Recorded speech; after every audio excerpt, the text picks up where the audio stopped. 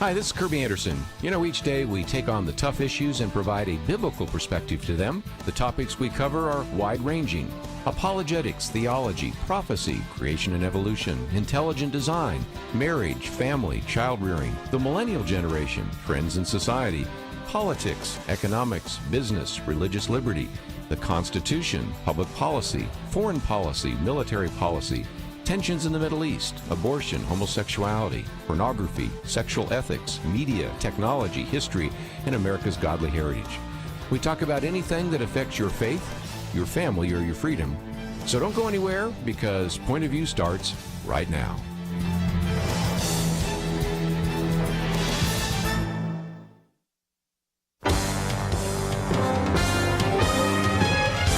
Across America, live. This is Point of View.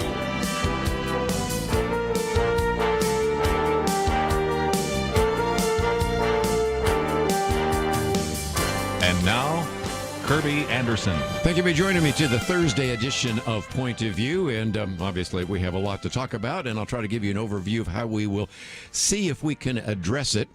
Part of the problem is that every once in a while, if you look on Facebook or Twitter or a number of others, they'll post something, and they'll simply say, no words. And that's kind of my inclination right now, no words. But I'm not allowed to not have any words because, after all, you're expecting me to have some words. So that's the emotion that I'm feeling, though. Just how in the world can you even try to provide enough perspective to what has happened? And as soon as you go down one rabbit trail and begin to talk about some of the things that were done or said, then you have people reacting to that. And then you go the other direction to try to maybe even provide some context and balance, and they react to that. It really brings us back to something that I was really reflecting on when we had David French on here the other day, and that is the fact that we all have to live together.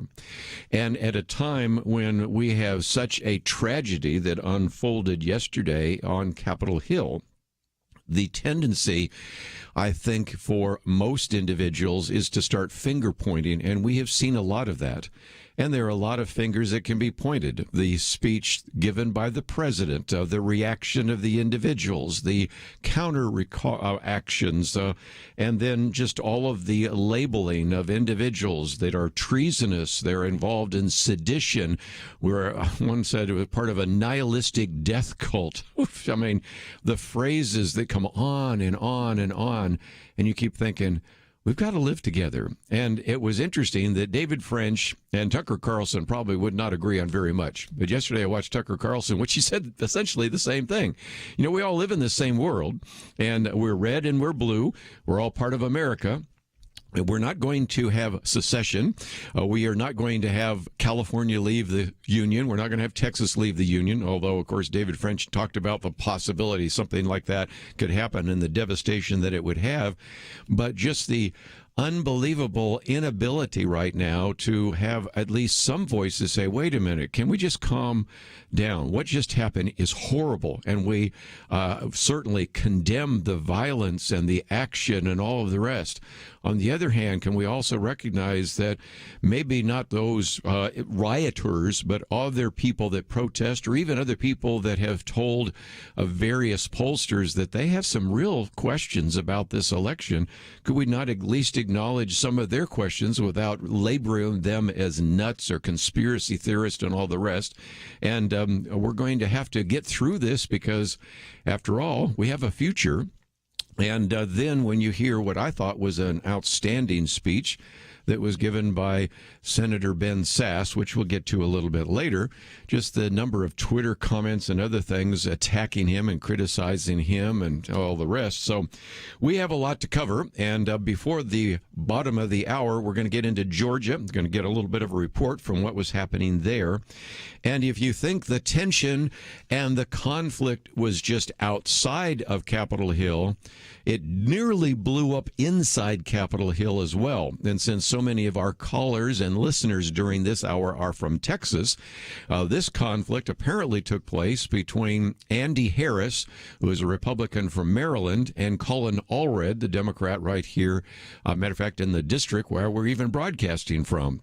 Now, I'd heard some others that were saying Colin Allred was trying to prevent a conflict with someone else. So even the report that came out there, but the article, nevertheless, reminds us that even in the midst of all of the tension outside of these chambers, there was a tension inside the chambers, and if some people weren't held back, we would have had a fight breaking out in the middle of Congress, which I think just illustrates, again, another question that people are asking.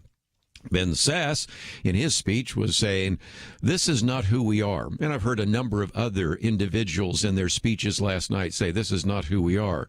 John Stonestreet's been on the program with us quite often, said, what if it is what we are? And given the fact that we have human sinful nature and we have tribalism taking place, maybe that is something to consider as well. So as we go through this, I thought maybe I'd start off with our good friend Jim Dennison, who, by the way, will be on with us tomorrow. But he, I think, yesterday had a very good piece that came out, but today's piece is the one I thought I would read. And first of all, of course, Congress has now certified the Electoral College vote.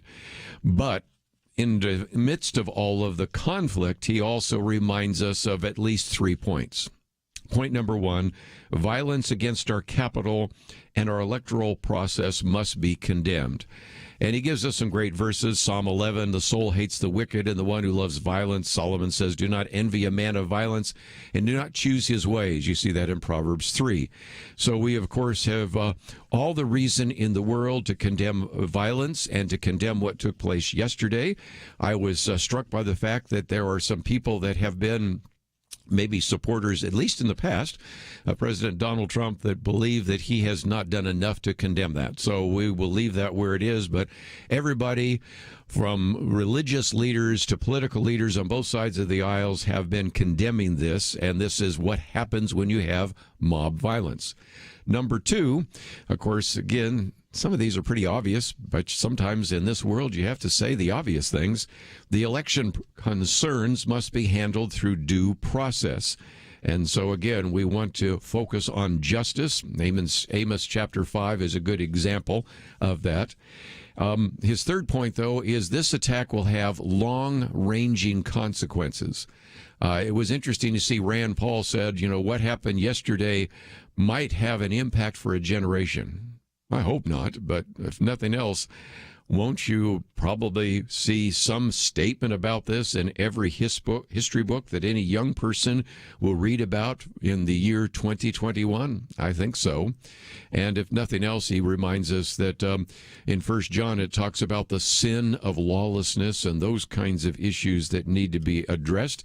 And if you have not been paying attention, the acting and director of the CIA, actually deputy director right now, actually has pointed out that there are in many countries around the world showing footage of the assault on the Capitol yesterday, then making statements like, this is what democracy brings. Aren't you glad you don't live in a democracy? And so these actions will be used against us in terms of foreign policy. And finally, his belief that maybe we can nevertheless use this tragedy as a turning point for our nation. I would hope so. I would hope that all of the finger-pointing and angry statements and name-calling maybe will subside, and instead there'll be a real desire for unity, for reconciliation, and if nothing else, we as Christians should be praying for those in authority. We're commanded to do so in 1 Timothy chapter 2. Ephesians 4 talks about being kind to one another, and certainly we as Christians should be the salt of the earth and the light of the world in Matthew 5. So that's just a brief summary some material that is put together by Jim Dennison. We'll have him on tomorrow to talk more about this for just a segment so that you can get a little more of his perspective. But when we come back, if nothing else, we are also talking about history. There are already people trying to kind of provide a revisionist view of what took place yesterday, and I don't think we should stand for it. So I'll talk about that right after this.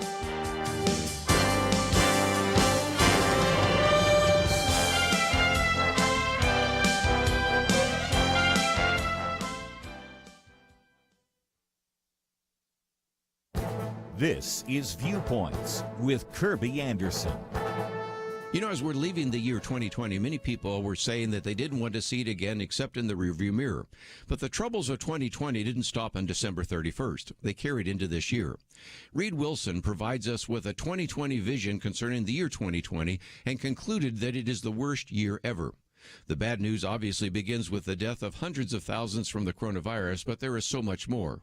Nearly half of Americans say they have lost income since March, when the Census Bureau began tracking the economic fallout of the pandemic. As I mentioned earlier this week in another commentary, the devastation fell especially hard on the poor and minorities. There are fewer jobs than there were 5 years ago. Nearly half of tourism-related jobs in Hawaii have vanished. In other states, hospitality sectors declined significantly. When we did an event recently in a hotel, a woman said she was in the department that had 17 people. She was now the only person. Almost 1 in 6 restaurants in the United States are closed, some permanently, others long-term. Almost 8 million Americans have fallen into poverty since March. Up until that time, the country had decreasing percentages of people falling into poverty, and poverty has risen every month since June. Nearly a quarter of households that rent have not paid any rent this month. Moratoriums on evictions have kept millions of Americans in their homes, but these moratoriums cannot last forever. One statistic that I have cited recently comes from San Francisco. More people have died of drug overdoses than have died of the coronavirus, and the mental health of millions of Americans is worse than it has been in modern times. It turns out that 2020 was the worst year we could imagine, but those social and economic problems are now flowing into 2021. I'm Kerby Anderson, and that's my point of view. Go deeper on topics like you just heard by visiting pointofview.net. That's pointofview.net.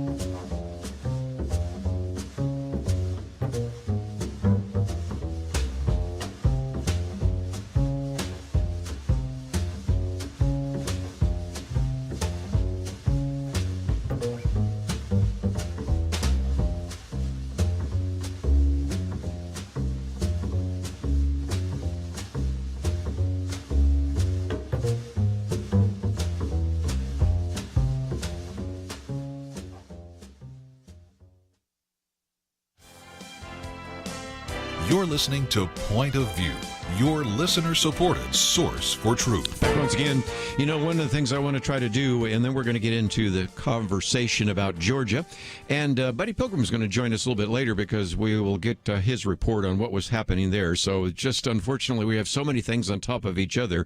But one of the things I wanted to do before we go too much further is to at least address this attempted revisionism that has taken place. And to understand it, you have to see how some of the revisionism actually precedes this. And that is, you can well remember when there were other very significant confrontations in places like Washington, D.C., Minneapolis, of course, an ongoing series of confrontations in Portland.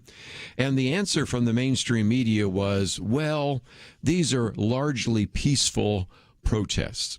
I mean, you could use the same kind of silly logic here and say, you had at least 100,000, maybe 200,000 people were listening to Donald Trump and others, and a relatively smaller number, but I'm going to take on that issue that people are making that case for right now, actually made their way into the Capitol and did damage. And that is probably true in terms of percentage, but you don't minimize what rioters do and not say that there is maybe a distinction between rioters and protesters. And what I thought was so interesting is Eddie Scary. I quote from him every once in a while. He finally decided to use his last name in a title of one of his commentaries in the Washington Examiner. At least the media finally came around to the idea that riots are scary. And he's quoting from Dana Bash and Jake Tapper and all the others that were reasonably and justifiably aghast at what happened at the Capitol. And he said, finally, the media understands how dangerous mobs can be. Good timing, because he points out that so often when you had rioting, looting, arson, vandalism taking place, the media just simply said, largely peaceful protest. They weren't then. They weren't yesterday. But the bigger issue, which I sort of alluded to, is I'm starting to see a couple of attempts on Twitter and maybe even in columns to say some things that aren't true. And Jim Garrity picks out one because he says, you are starting to see people say, well, it was just a small group. And I even saw a Twitter post where somebody said, look, I was at the protest there, and then another group that's not related to us at all went in the Capitol building. And, of course, since you've had at least maybe two of those individuals identified as having worked with Antifa, it's not fair necessarily to say that all of these were Trump supporters, although I think most of them were. It's also not fair on the other side to say, oh, this was all stimulated by Antifa or by various vigilante groups. But this idea of small group, really?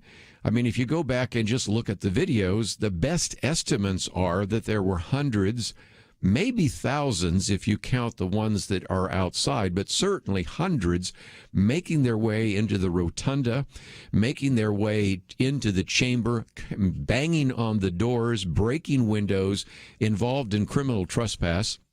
And let me say again the obvious. I don't know why we have to always say the obvious, because everybody knows that.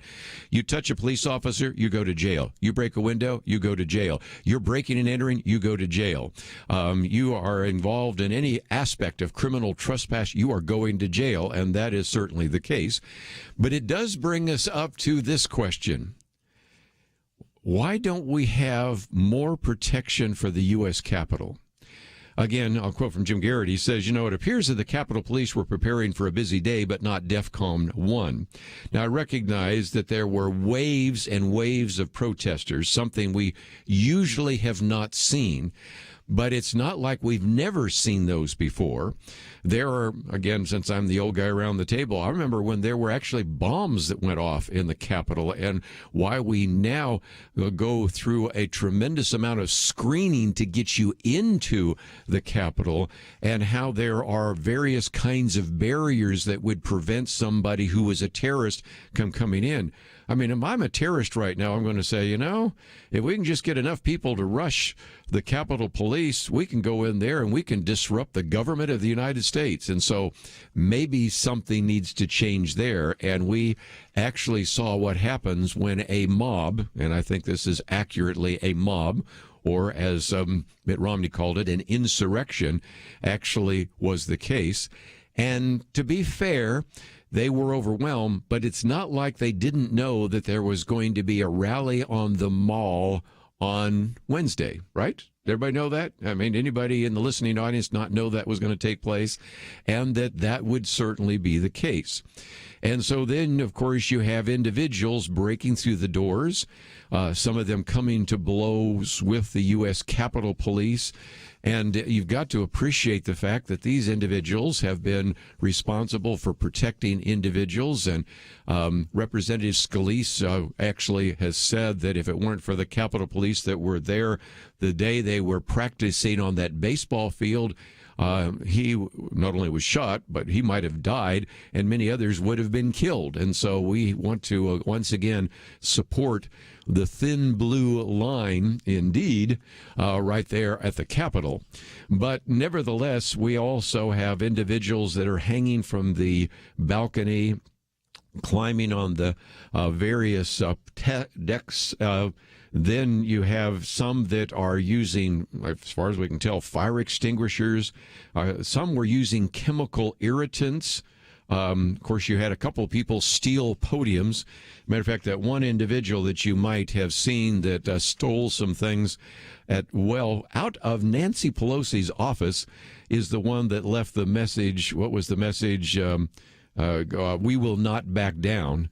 And again, you have to wonder, he was sitting at her desk. There are others that were sitting at the desk in the House of Representatives and others. And you got to wonder, they think they cleared out all the bombs that might have been there or other suspicious packages. But again, just some incredible things that unfolded. And the last one is, if you go out on Twitter, you will see some people say, these protesters actually thought that they were allowed into the Capitol, that they either were legally or inadvertently allowed into the Capitol. And you do see some pictures, some videos where it does seem at one point the Capitol Police are removing some of the barricades. But then, of course, a lot of people instantaneously posted videos of people actually at the barricades trying to push them down. And it is an illustration, again, of the fact that there are all sorts of attempts to try to sort of tamp all of this down. But let's call it what it is. And just because in the past there were people in the media willing to turn a blind eye to rioting and to vandalism and to all sorts of various kinds of, if you would, insurrection, we don't need to have individuals now on the right try and say, no, it really wasn't that bad. It's not an insurrection. It was mostly a peaceful protest, but we had a few rioters that weren't even associated with us actually go into the Capitol. No. The Capitol Police, I think, showed great restraint. I'm sorry anybody died in the midst of this, but just imagine when you don't know what that person on the other side of that door or coming through that window wants to do, how that actually took place. Before we take a break, let me talk about Georgia, because after the break, we want to get into some thoughts here as well. And Newt Gingrich said, Republicans really need to take really a hard look at the defeat of 2 U.S. Senate races in Georgia. And he first of all says that Stacey Abrams has done a remarkable job. He wanted to give credit to people he disagrees with in building a first-class voting machine in Georgia, spending 2 years raising money and suggesting maybe she might even end up being the next governor, a Democratic governor out of Georgia. And then he points out that, of course, there was a great deal of pro- and anti-Trump polarization that certainly didn't help. And then you can certainly mention the fact that the president was so critical of the Governor Brian Kemp and the Secretary of State Brad Raffensperger that there were a lot of people in the Republican Party that simply didn't feel like they wanted to go and vote, and they'd cast so much concern about voter irregularity or voter fraud. And then one other thing that surfaced with some of the conversations we had with people last week in Georgia, he says the biggest mistake might have been that the decision by both Loeffler and Perdue was to run almost entirely negative ads. He said he had all sorts of complaints from pro-Republican sources about that. And if nothing else, it seemed to imply that, well, we don't have anything good to say about ourselves, so we'll just simply talk about the bad things that some of these people will do. And so as a result, you ended up with also candidates that maybe weren't quite as helpful in terms of this. We'll talk more about this, but I love this other comment by Ben Dominici in which he said, when you have a candidate who is a billionaire, who owns a basketball team, runs around in a baseball cap and say, vote for her and like it, a lot of people just didn't have a great deal of enthusiasm for at least one of the two candidates. So add all that up to defeats for Republicans in Georgia. We'll talk a little bit more about what was happening behind the scenes with Buddy Pilgrim right after this. We live in a digital generation. Point of View is reaching this often overly plugged-in generation with truth. You can keep up with us 24 hours a day using your phone, your tablet, your laptop, or your desktop. Search for the Point of View Radio Talk Show on Facebook, where you can keep up with today's issues, learn about current and upcoming guests by liking us on Facebook. Also, follow us on Twitter. Our handle is @PointOfViewRTS. That stands for Point of View Radio Talk Show. Learn, interact, make a difference with Point of View using new media. And here's one way you can make a big difference. Help us increase our reach by spreading the word among your friends. Share a Facebook post. Tag us in a tweet. With enough joining us to plant seeds, we'll see a tremendous harvest. Come on, it only takes a minute. Search for Point of View Radio Talk Show on Facebook, @PointOfViewRTS on Twitter, and subscribe to the Point of View Radio Talk Show channel on YouTube. Learn, interact, share. The Point of View Radio Talk Show. Point of View will continue after this.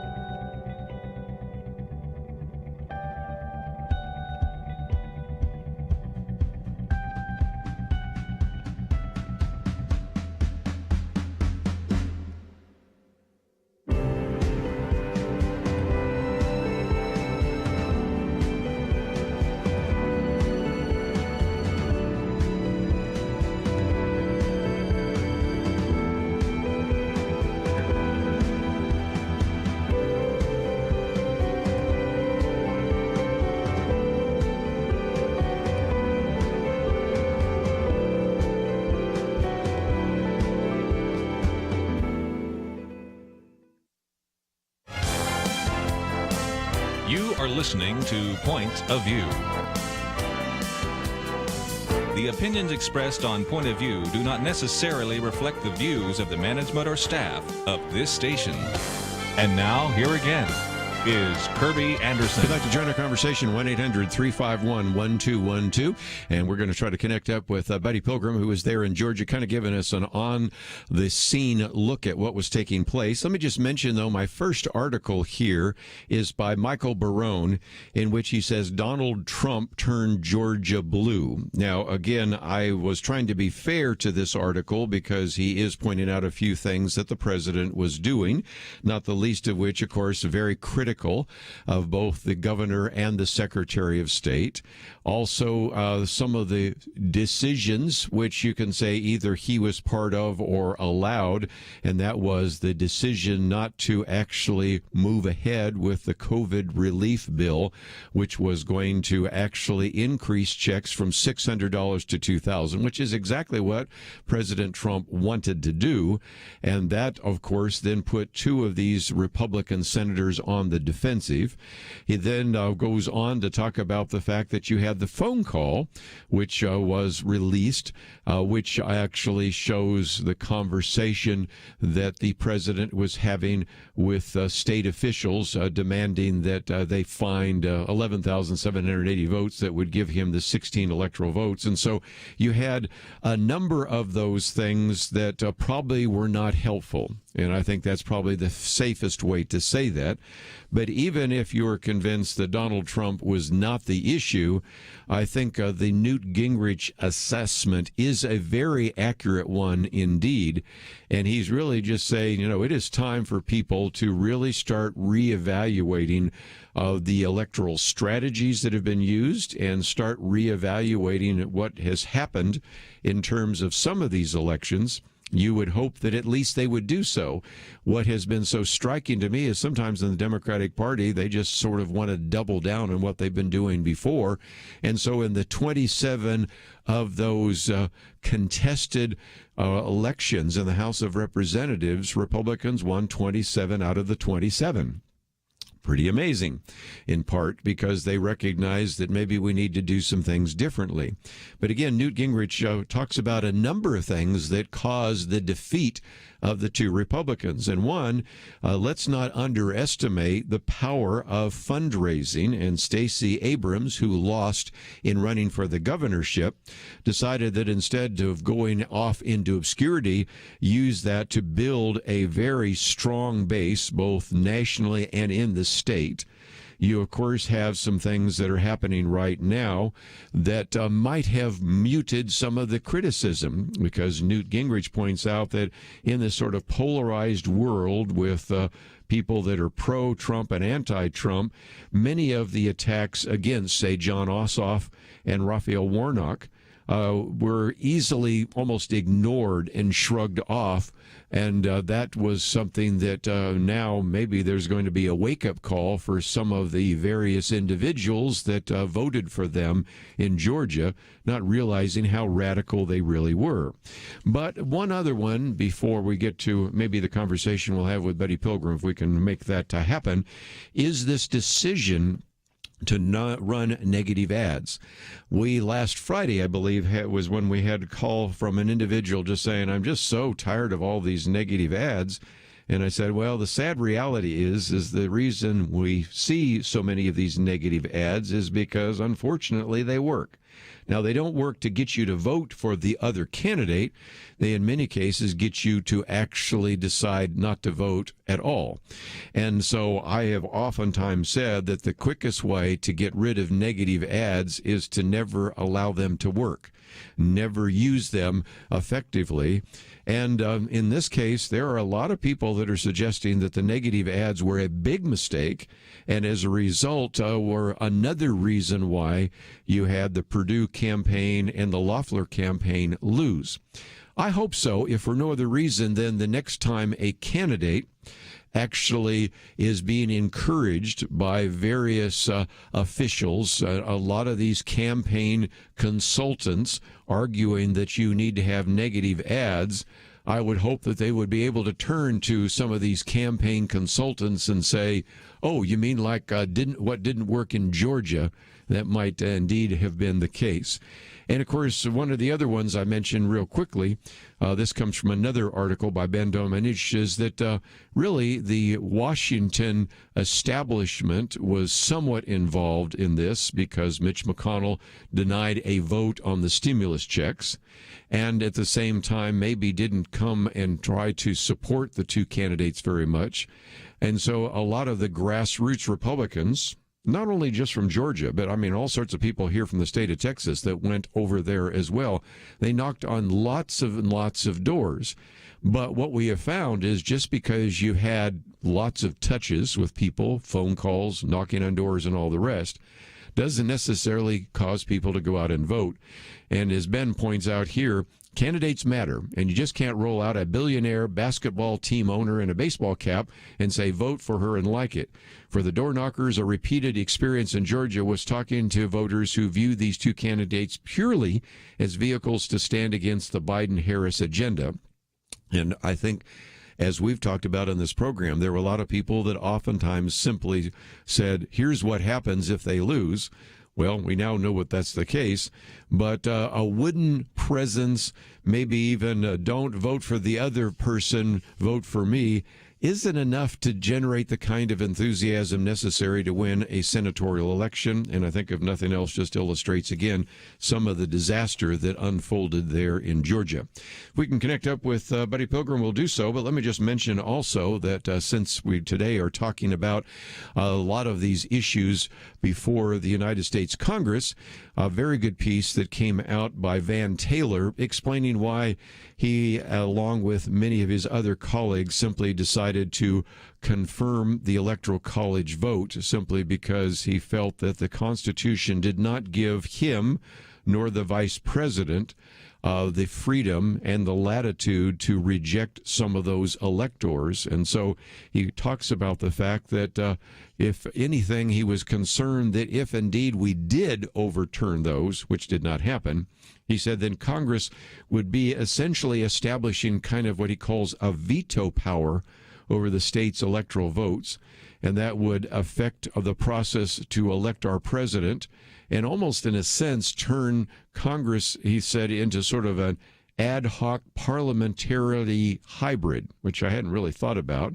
And he said, with such precedent, members of Congress could object for any reason, further distorting the Constitution to fit the political whim of the moment.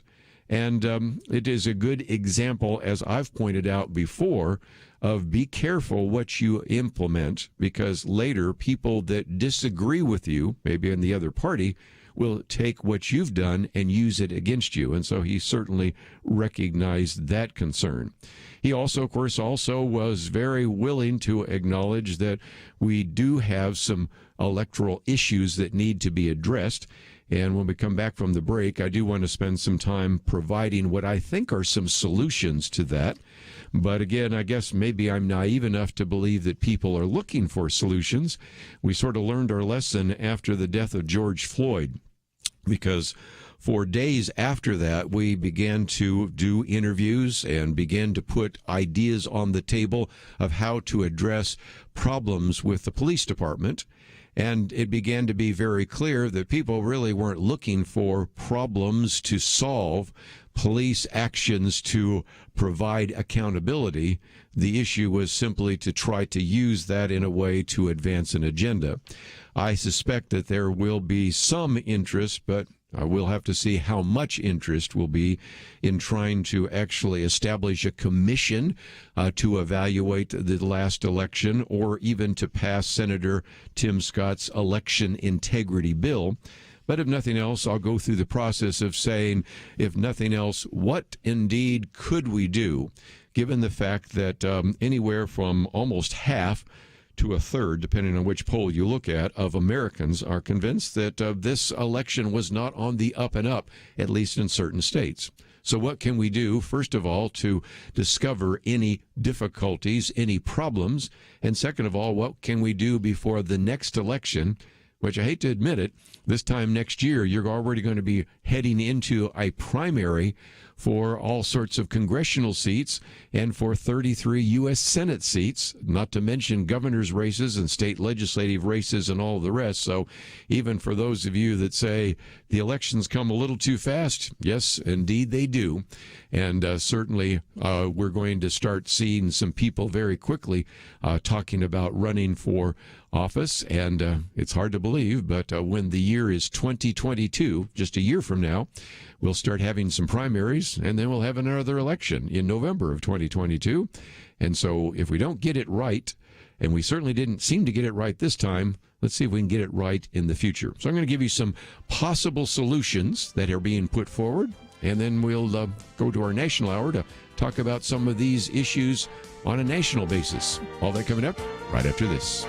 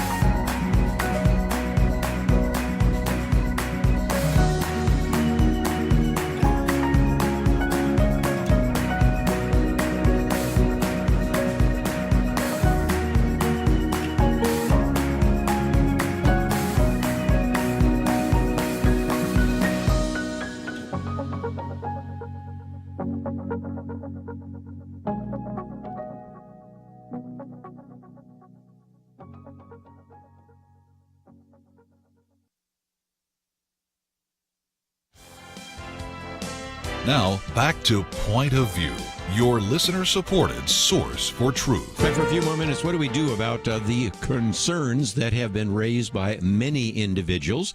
Some yesterday on Capitol Hill and some in protest and others in various surveys.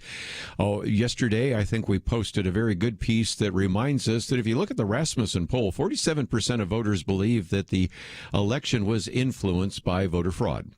And that's 75% of Republicans. But interestingly enough, you can try to dismiss that and say, well, that number is too high because, after all, that's sort of a right-leaning pollster. But you look at the left-leaning pollsters in Quinnipiac and Reuters, and they claim at least I think about 34%, and about half of Republicans believe there was fraud. And interesting enough, in the Reuters poll, 16% of Democrats, 33% of independents. So this is no small number of individuals. So what do we do? Well, it seems to me that there's a couple of things. First of all, Jonathan Turley, again, a Democrat. You kind of love him because, if nothing else, he's willing to call out some things that other people haven't done, suggests that maybe we could actually have a commission. And so I'll maybe spend some more time talking about that a little bit later, since we've been able to connect up with Buddy Pilgrim. But that commission he's suggesting, and also a bill by Senator Tim Scott called the Election Integrity Commission, are some attempts to really address those issues. But since we have just a moment here to talk with Buddy Pilgrim, I wanted to get his perspective because, Buddy, I understand that you were in Georgia, so tell us what you saw when you were down there. I traveled to Atlanta to be a poll watcher for the election and then to be a ballot counting observer there after the polls had closed. My experiences there have absolutely convinced me that the Democrats on the ground there have complete disregard for the law and will do whatever they need to do or want to do to thwart the Republicans' ability to properly monitor the process. From the time I arrived at the polling location, and I was sent to one in Clayton County, south of Atlanta, I was told in advance, this is a pretty rough district you're going into. It's about 80% plus Democrat, and all the poll workers and the people that are there are going to be Democrats. I said, that's fine. I'm up for a tough area. I want you to send me someplace where you need somebody who's not going to be easily intimidated. From the time I arrived, the poll manager there came to me and told me that when I came inside the building, she was going to tell me where to stay, that she had a chair designated for me that I would have to sit in. Now, that's not what the law requires. The law requires that a poll watcher must have the ability to have meaningful observation of everything going on in the polling place. In other words, I can walk around in the room. I can't disrupt anything. I can't talk to any any voter in the room. I can talk to a poll worker, but I can't talk to any voter. I can't interfere with anything. I can only watch and observe. Certainly, I can watch and observe the check-in process, how they verify signatures or identity, what identification people show, or anything like that. But when I disagreed with her politely and respectfully outside, and I said, that's not my understanding. I checked with GOP headquarters before I went in, and they said that's not true, and they repeated what I just told you about my access and what I should have. And they said, push back a little bit on her, just push back and see what happens some, but be respectful. I went inside. I was immediately confronted by the lady again. And all I was doing when I first walked in was there was a pillar in the middle of the room. It's a large room. There's a structural column there that had a poster on it that had voting regulations posted on it. So I paused to read the things that were on that material, and the poll manager came over to me. She immediately said, you can't be standing here. You've got to sit in that chair over there. And she pointed to a chair that was completely across the room, up against the wall. There were two chairs there. They were about 6 inches apart. And she said, this is where poll watchers have to sit. And she was insistent, you sit there and you don't do anything else. I said, that's not my understanding. Told her I had checked on this. That was not what was confirmed when I verified it after she originally told me that. And she said, this is my polling place. You're going to do what I tell you to do. And she turned around and walked off and immediately got on her phone. I went outside, reported that again, what she had done. They said, well, then go back in. You can still walk around, but limit what you're doing. Try to be cooperative with them and see how it works. I went back in. I actually, after they separated the chairs were too close together. They were 6 inches apart, and I didn't want to be sitting that close to the Democrat poll watcher. They did put the same requirement on the Democrat poll watcher as well. But frankly, he didn't care because he didn't care. He wasn't interested in really observing anything, and he wasn't concerned about any improprieties. They did separate us by 7 or so feet. I sat down in the chair, and I didn't push the issue about moving around right then because, quite frankly, there were very few voters in there. It was very early in the morning. It was just right after 7 o'clock. Within about 20 minutes, 3 police officers walked in the door. She had called the police on me because I merely had a discussion with her about the fact that she was trying to illegally place a requirement on me about where I stood or stayed or had to stay in the room. Officer came over after talking to somebody else and said, I understand you're the person creating a disturbance here. I said, I've created no disturbance, not with anyone, not with a voter, not with any poll worker either. I merely had a discussion. He said, well, that's not what I'm being told. And you're going to have to settle down here or I'm going to be taking you out of this place. I said, there's no settling down because I've done nothing other than have a very calm conversation.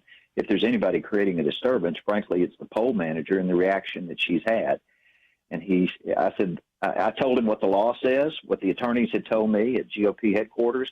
He said, I don't know what the election laws are, but I know if she's reporting that you're creating a disturbance, you need to quit it because you don't want me to come back out of here, because if I come back out here again, I will take you out of this room. I was sitting in the chair when he came in and had that conversation with me. I stood up and had the conversation. But that was the intimidating environment that they tried to create from the very beginning. I walked back out after that. I reported that to the GOP hotline and talked to the attorneys there. And they basically told me they were getting reports of that kind of behavior coming in from precincts all over the state. What was happening to me was common. They said even one man was told that he couldn't even get up and go to the restroom when he tried to go to the restroom. Yeah, that's the question I was going to have next. Just can I even go outside or whatever, because you can't use your cell phone and everything. We're coming close to a break, but I just wanted people to hear a little bit of the on-the-scene situation, and it's just incredible because I have heard stories even out of the state of Texas here where that kind of thing has taken place, where people have been kicked out or been told to leave. And so some of these poll managers have more authority, they think, than they really have. And so, again, that's just one of the reasons why I appreciate those of you that were poll watchers and poll workers and everything else. Yeah, she called the police on me 3 different times. Now, I never got hauled out of there, but it was sometimes as simple as I walked over to look at the voting machine from 3 feet away to get a count, because I had to report a count on an hourly basis of how many people had voted. And she told me I didn't have the right to mess with her machines, which all I did was look at it and walk away. She called the cops again. That's incredible. I appreciate you going down there, and we'll give more people a chance to hear about some of these stories. But we're coming to a break, and so, buddy, I'm sorry we didn't exactly get the phones working right away, but I'm glad we connected up with you and look forward to the next opportunity when we can chat with you. I guess we lost him. Well, we have to take a break, and when we come back, we'll be in our national hour, and so let me encourage you to stay tuned.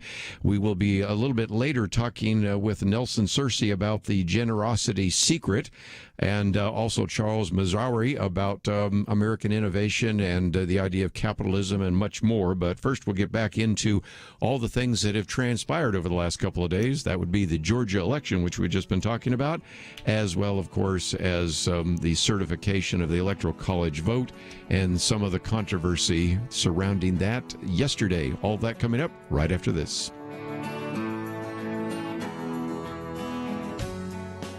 Having civil conversations about important issues seems to be harder and harder. Various media outlets tell people what they should believe, why they should be outraged, and getting people to actually think, well, it can be difficult.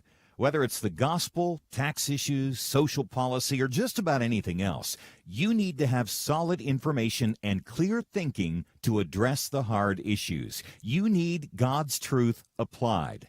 And that's what you get in less than 2 minutes with Point of View's Viewpoints Commentary, a daily resource to help you be informed and think through the things we need to be talking about. It is free and will arrive in your inbox each day when you visit pointofview.net/signup.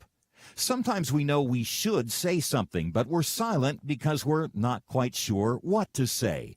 Viewpoints Commentary can help you break the silence and change the narrative. It can make you a more equipped agent for truth. Get your free subscription to the Viewpoints Commentary at pointofview.net/signup. Pointofview.net/signup. Point of View will continue after this.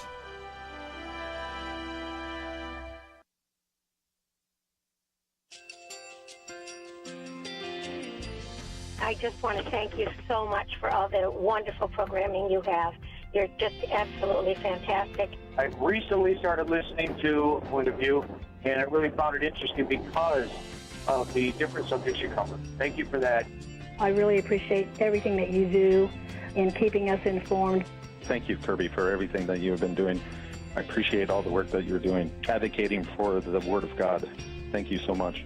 Point of View, I think, is absolutely necessary because it's a Christian perspective, a biblical worldview perspective, and receive very current, up-to-date information about what is really going on, week to week in our culture, which is changing so rapidly, and yet it's morally sliding backwards.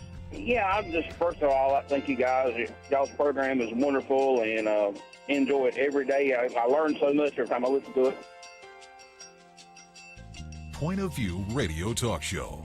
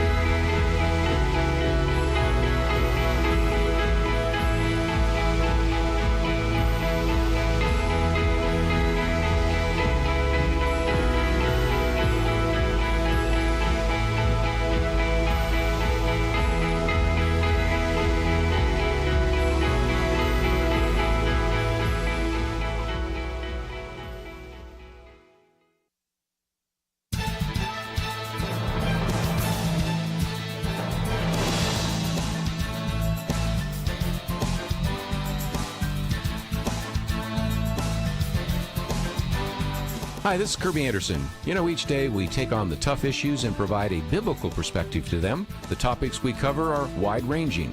Apologetics, theology, prophecy, creation and evolution, intelligent design, marriage, family, child-rearing, the millennial generation, trends in society, politics, economics, business, religious liberty, the Constitution, public policy, foreign policy, military policy, tensions in the Middle East, abortion, homosexuality, pornography, sexual ethics, media, technology, history, and America's godly heritage.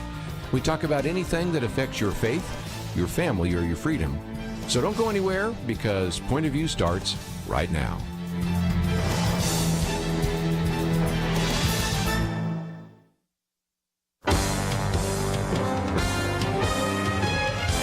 Across America, live. This is Point of View.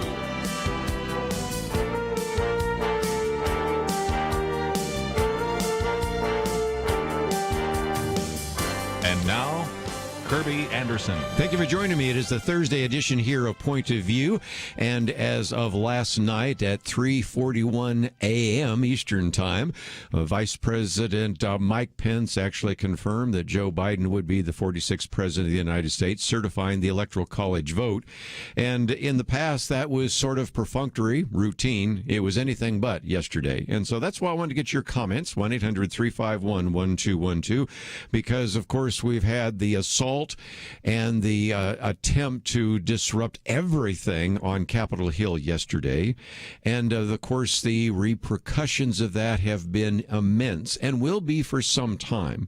There is an interesting question that people are raising, because you have some members of Congress, one representative, and maybe I could even hearken back to a speech yesterday given by Senator Ben Sasse, who says, you know, in the midst of all the ugly things that happens, sometimes talking about beauty isn't just permissible, but it's obligatory.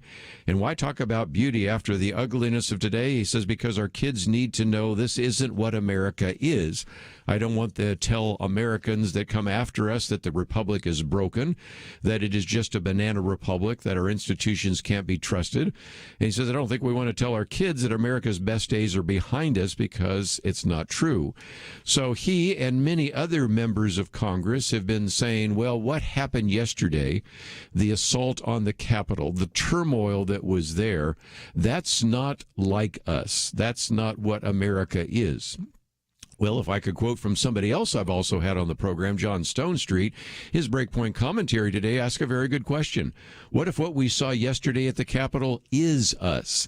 And there's a sense in which it is us, in the sense that all have sinned and fall short of the glory of God. All of us have the potential in one way or another to get angry, maybe even to be involved in a mob or something of that nature.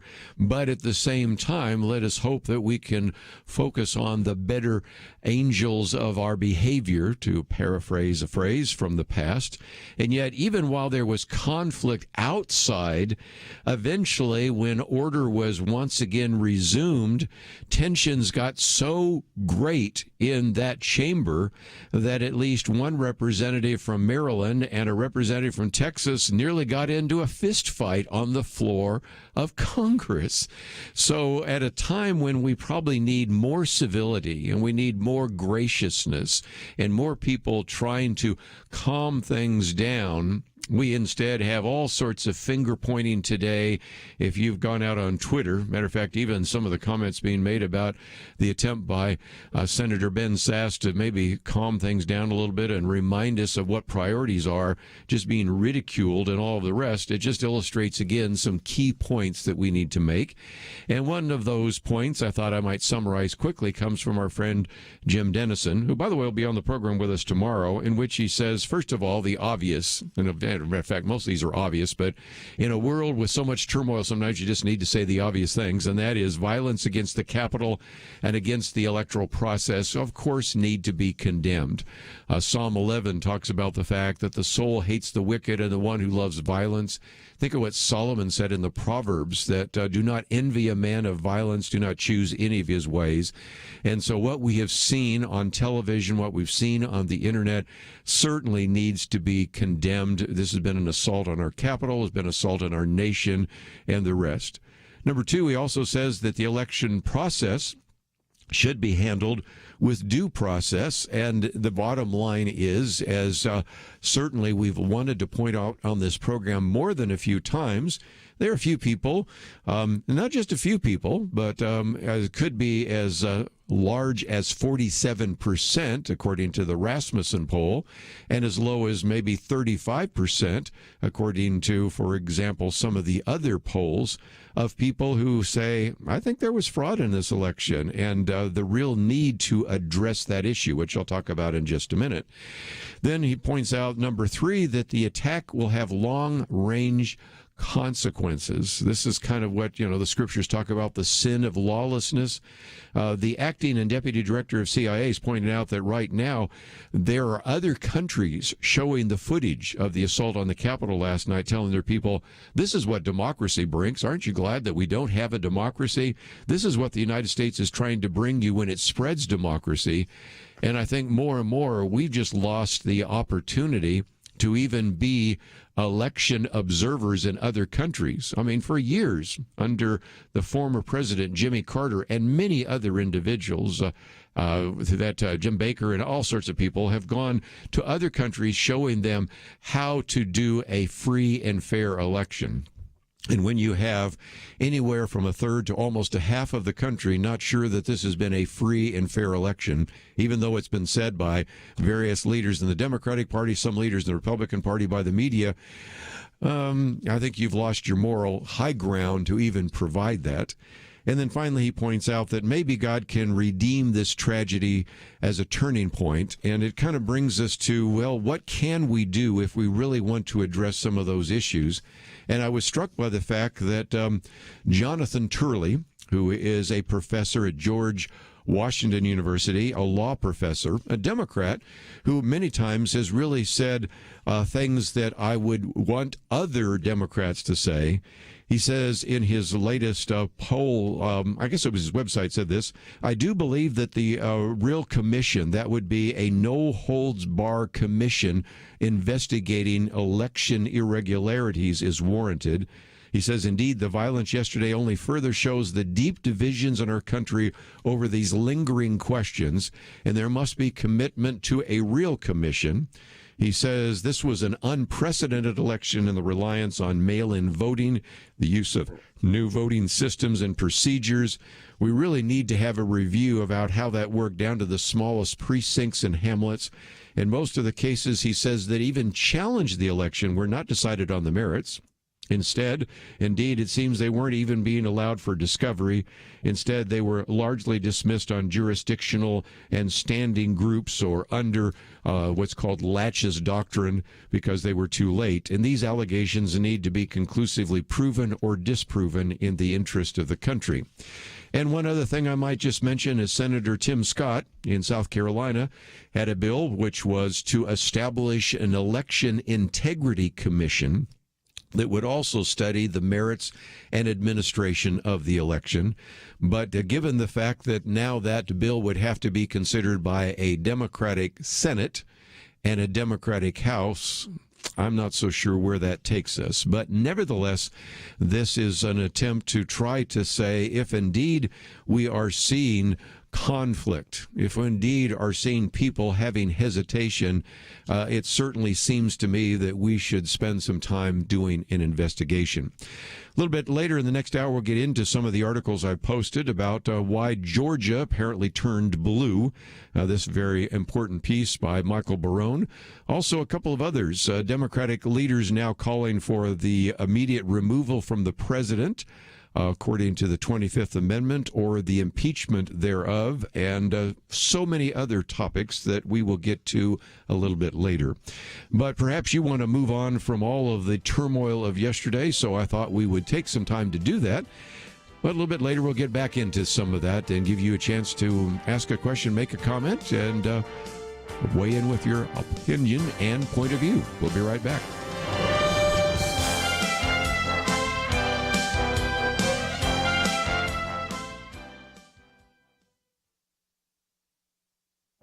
This is Viewpoints with Kerby Anderson.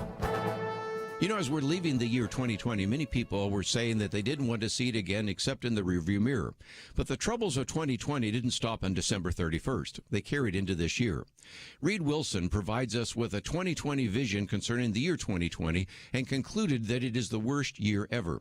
The bad news obviously begins with the death of hundreds of thousands from the coronavirus, but there is so much more. Nearly half of Americans say they have lost income since March, when the Census Bureau began tracking the economic fallout of the pandemic. As I mentioned earlier this week in another commentary, the devastation fell especially hard on the poor and minorities. There are fewer jobs than there were 5 years ago. Nearly half of tourism-related jobs in Hawaii have vanished. In other states, hospitality sectors declined significantly. When we did an event recently in a hotel, a woman said she was in the department that had 17 people. She was now the only person. Almost 1 in 6 restaurants in the United States are closed, some permanently, others long-term. Almost 8 million Americans have fallen into poverty since March.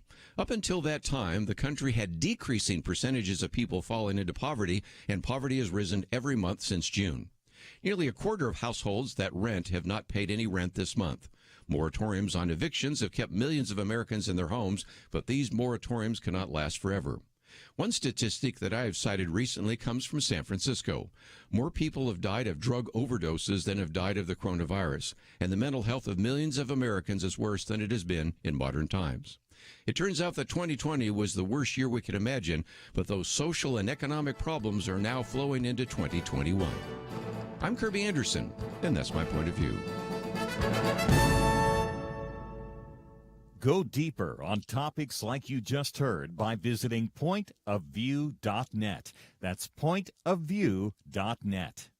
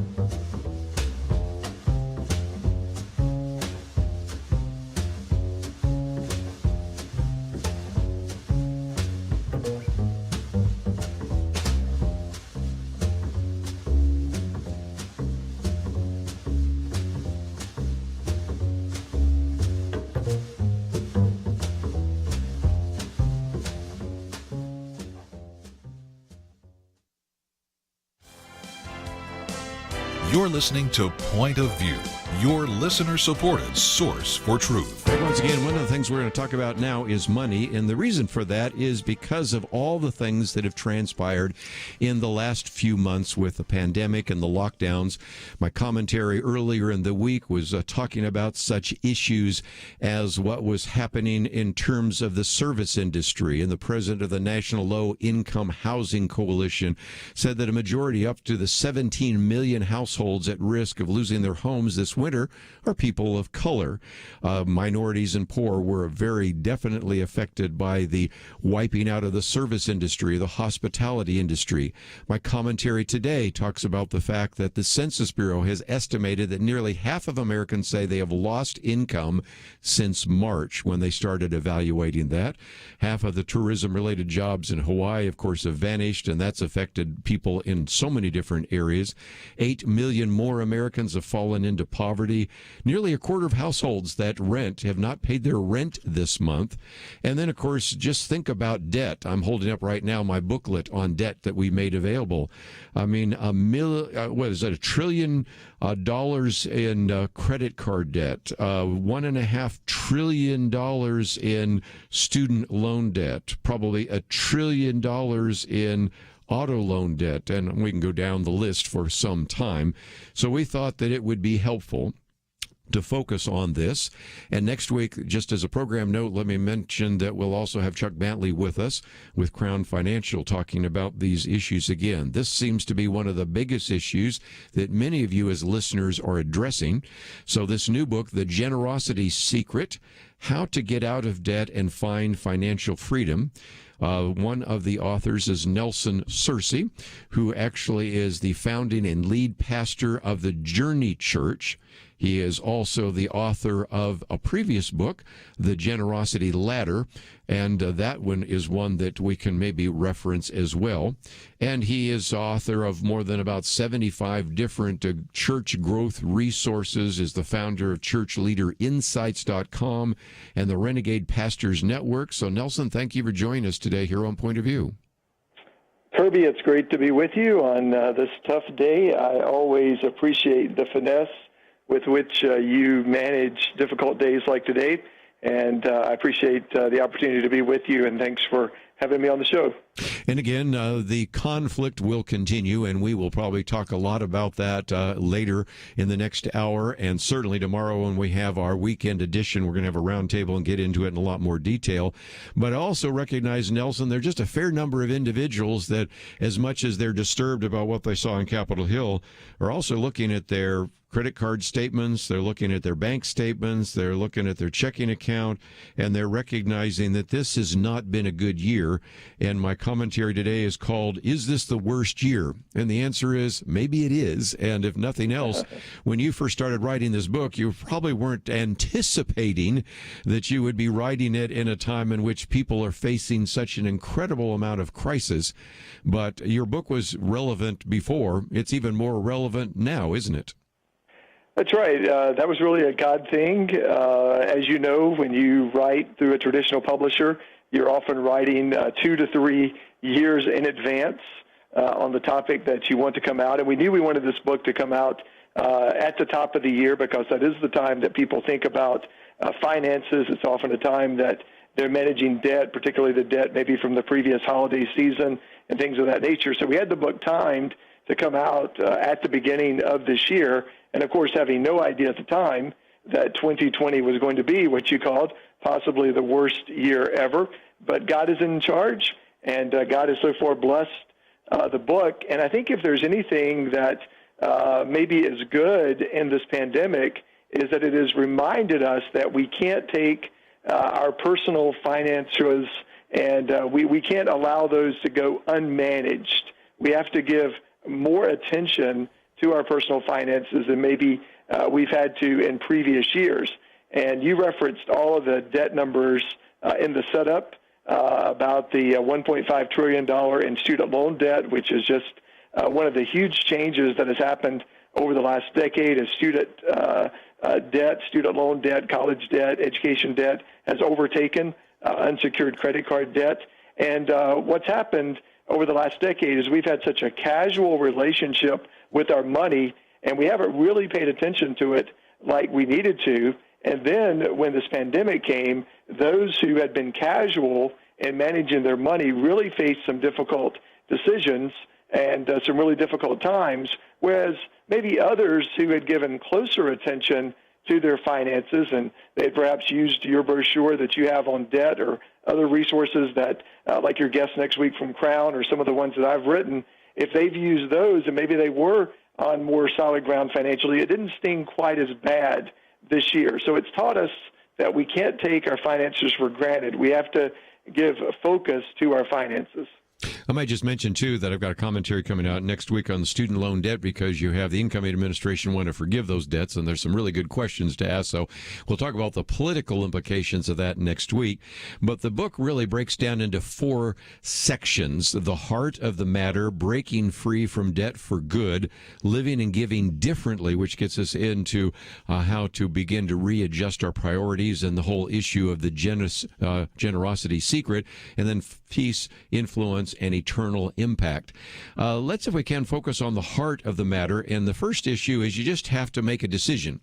We are encouraging people right now, beginning of the year, to say that if it didn't work so well for you in 2020, then don't assume that you're going to do it the same way in 2021 and have a different outcome. We all call that a definition of insanity.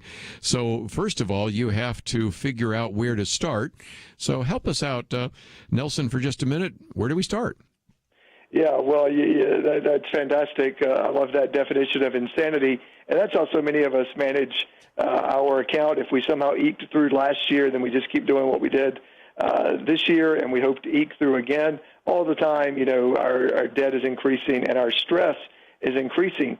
And Kerby, one of the things that I wanted to bring to the table with this book, and there's a lot of great books out there on finances, and one of the reasons I wanted to start with the heart of the issue is because I do think that money is an issue of the heart. Yes. Jesus said, wherever your treasure is, there your heart will be also. And if I could be so bold and maybe just kind of keep this between you and I, and, we won't pretend that there's like 5 million people listening in right now, but just between you and I wanted to tell you what the generosity secret is. And so I know, my publisher's not going to like this because, they want to move books and all of that, but I'd just like to maybe give you the secret of the generosity secret, and that is it starts with generosity. Yes. And so what I really obvious. tried to bring to the table that's a little bit different in this book is instead of starting with a selfish decision of saying, what do I want to do? Let's start with a godly decision and say, what does God want me to do? And you see, we've gotten into debt because we've bought into our materialistic culture. And the only antidote to materialism is generosity. And so if we're going to get to the heart of the matter, we first have to clean out our hearts. We have to remove this materialistic pull that we have, this, if I can be so bold to say it, this sinful pull that we have toward materialism and, keeping up with everybody else's and driving the latest and having the latest gadgets. And, as they say, keeping up with the Joneses. The problem is the Joneses are in debt. No offense to those with the last name of Joneses. I think my next door neighbor is Jones. But, we can't go down that path. So what I wanted to tell people is, start with a heart of generosity. Right. And so make your first payment, if you will, on your debt. Make it a payment to God. So agreed. And then we can get into some of the other more practical ideas. And I love what you say there, too. Your parents may have taught you to think of others and to share, and you may have eventually even learned that lesson, as we all do. But deep down, there's still a little voice screaming, mine, mine. And again, what you're trying to do is suggest that. And I will give credit to my wife and maybe even a little bit to me that even when we were really scraping things together and having difficulty even figuring out how to make our way to that case when I was in graduate school, if we found money on the street, okay, we can ride the bus, otherwise we're walking. Well, we still made a point of tithing and giving and being generous even then, and I think God blesses that, and that is certainly something we have talked about. So that's kind of a brief look at that idea of the heart of the matter, but when we come back, we're going to talk about breaking free from debt for good. Really, what do I do as we start this new year? Living and giving differently. And I've written about that before as we've talked with people that have been speaking on this issue. And then whole issue of peace, influence, and even having an eternal impact. So a lot more to cover. Those are issues we're going to be talking about today. And a little bit later, we might open up the phones to give you a chance to join our conversation. Well, let's take a break, though. The book of The Generosity Secret is out. We have information about it on our website, and we'll continue our conversation with Nelson right after this.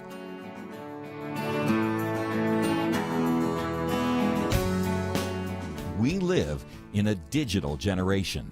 Point of View is reaching this often overly plugged-in generation with truth.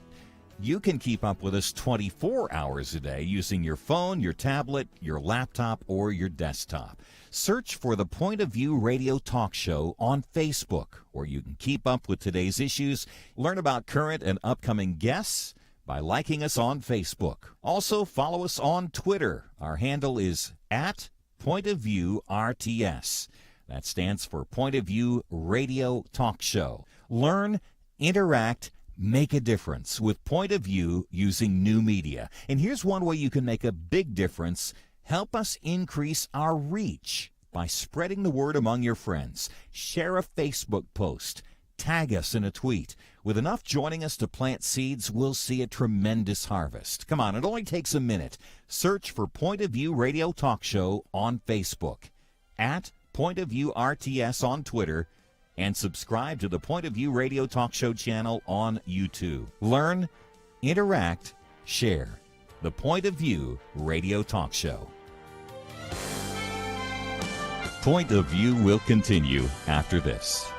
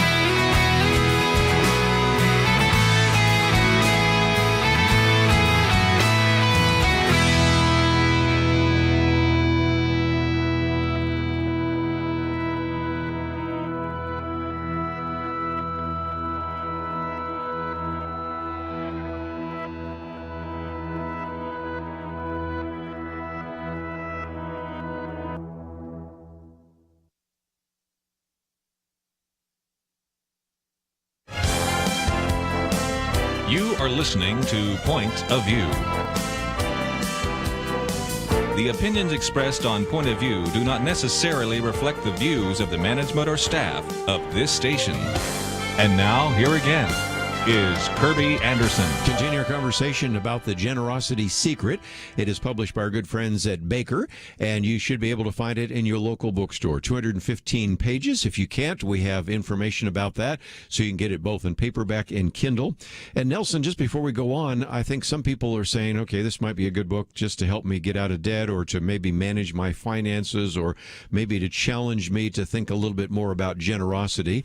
If for no other reason than last week on December 31st, I had a commentary on the issue of Christian giving, and I used as my example the interview that we did in studio with David Green, who wrote the book Giving It All Away, and he was the founder of Hobby Lobby and those kinds of things, and really just challenging Christians to think about giving more, to engage in the adventure of tithing. So we've already been sort of talking about that. Your book is now providing even more content to that, but if somebody goes through this individually, that's great. But I know we have, Nelson, a lot of people like you, fellow pastors, Sunday school leaders, Bible fellowship leaders, small group leaders who might say, this might be the book we should go through in our group. It might be a small group, a Bible fellowship, a Sunday school class, maybe even from the pulpit. Are there other resources besides this book available? There is, and when I wrote the book, all of my books that I write for a general audience, we think of those as books that would be used in small groups.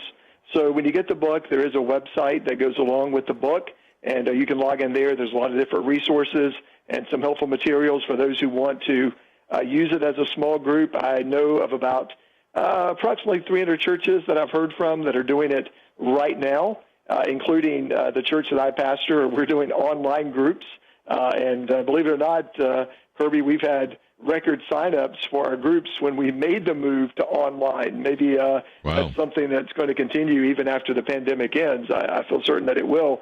But, as these churches are going through these studies, I'm asking them to send me resources that they're developing, other materials, and we're going to continue to build that out on our website. So people can contact us through the book's website, and we'll be happy to help them. And I tried to write it in such a way that it would provoke discussion without putting people on the spot. If you really want to put somebody on the spot, just in your next small group, go around the room and say, okay, let's start with, how much did you make last year? So we tried to avoid those kind of on-the-spot kind of questions. And again, lots of great material. And I do want to move on to the second section, but just before we do, we were talking about the heart issue, and one other question you ask is, are you an owner or a manager? Your money is not really your money, or the other way we say it is God owns it all. But in some respects, that's another way to begin to ask, do I have the right heart even as I begin to address my finances? True? That's exactly right. And, Jesus often used that. I'm working on a little side project on the parables. We did a series on the parables in our church not too long ago. And, the most common word that Jesus uses when he tells the parables is that we are managers. And he often talks about, someone gives you a talent, or he leaves you in charge of something and you're the manager of it. And when I realized that everything that I have, from the oxygen I'm breathing right now to the blood that is circulating through my veins giving me life, to all that I have, that has been entrusted to me by God. And there really is no such thing as a self-made man or a self-made woman.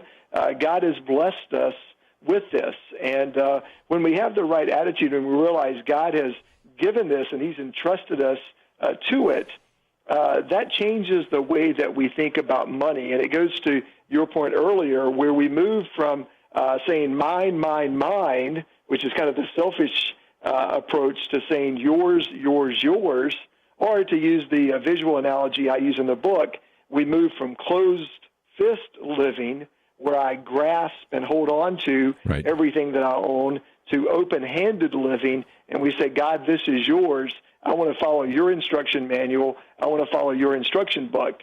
And Kerby, it's always been fascinating to me that the Bible has so much to say about money, it's almost as if God knew we were going to struggle in this area, so he gave us so much advice.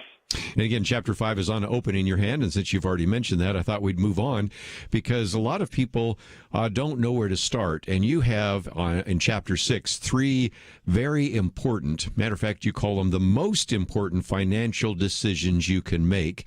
And if you make those 3 decisions, already life is going to get better for you, isn't it?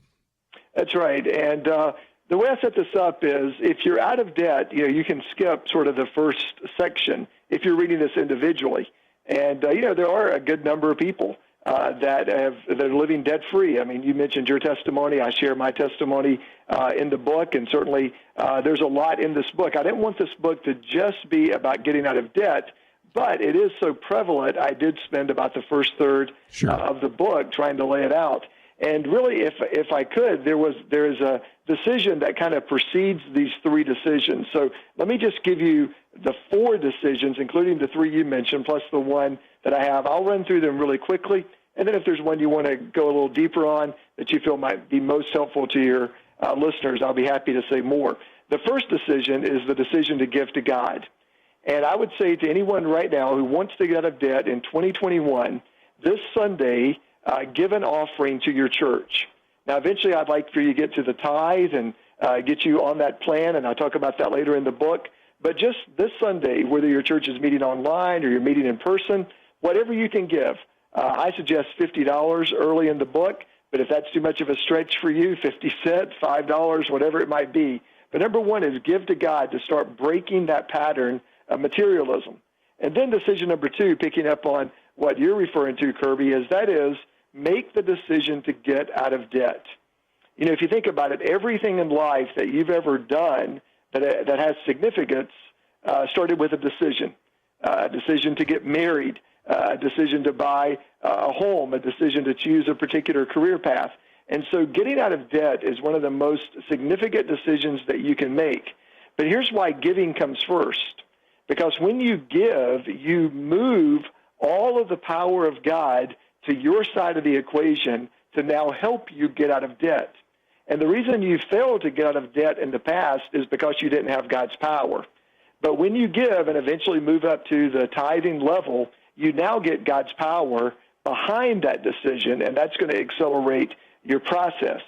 And then once you decide to get out of debt, then you say, okay, I'm going to learn to live on whatever it is that I make. And I'm going to live beneath my means, as we often say it. But that's a kind of an old-fashioned word, but it basically means that, if I make $50,000 a year, I'm going to live on 48. Mm-hmm. Or if you're going through difficulty right now, you adjust your income as best you can to live below what you make. And I happen to pastor a church. Of course, we're all meeting online now, but prior to 2020, we had locations across Manhattan and also across South Florida. And these are very expensive places to live. And I have a lot of young people in my church who are upwardly mobile, and they used to tell me things like, Nelson, when I get the next promotion, when I get the next raise, Pastor, I'll be able to get out of debt. But as you know, Kerby, financial freedom has nothing to do with how much you make. It has to do with how much you spend. And so I would see people get raises. I would see people make big incomes, $250,000, $500,000, but all they would do is just spend more than what they make. And so it has nothing to do with how much you make. It's how much you spend. And then finally, make the decision to add no new debt. And that, again, comes full circle to now you've got God's power to help you say no to materialism, and you're paying down your debt instead of increasing your debt. And I was talking about this with another group of people just recently, and someone after that, about 2 weeks ago, contacted me and said, I heard you talk about that. And so I decided to take some of my time during the pandemic to go through my home and just basically have a pay down my debt sale. And they went to these websites, and I don't know all the websites they mentioned, but sites like eBay and other reputable sites. And they sold a lot of stuff in their house that they just don't need anymore, and basically racked up about 2 or 3 months of debt payment that they were able to apply to begin to pay down that debt and start moving in the direction that we're talking about. Yes. Well, I've gotten a little better at selling some things on eBay, because if I'm not using it, let's give it to someone else. Maybe it'd be a blessing to them. And, when you were talking about getting the next raise, I think Jesus said something about somebody who would build bigger barns and all sorts of things and not have contentment in the rest. But we need to take one of those mandatory breaks. So we come back, we're going to talk about what you can do no matter whether you're in debt or not. What about the 70% principle of lasting wealth? This, I thought, was another one of those generosity secrets. Of course, there are so many chapters in this book, 15 different chapters, and of course, we're only just dipping into some spots along the way. So really encourage you to get a copy of the book published by Baker, The Generosity Secret, How to Get Out of Debt and Find Financial Freedom. Nelson Searcy with us. We'll continue our conversation right after this.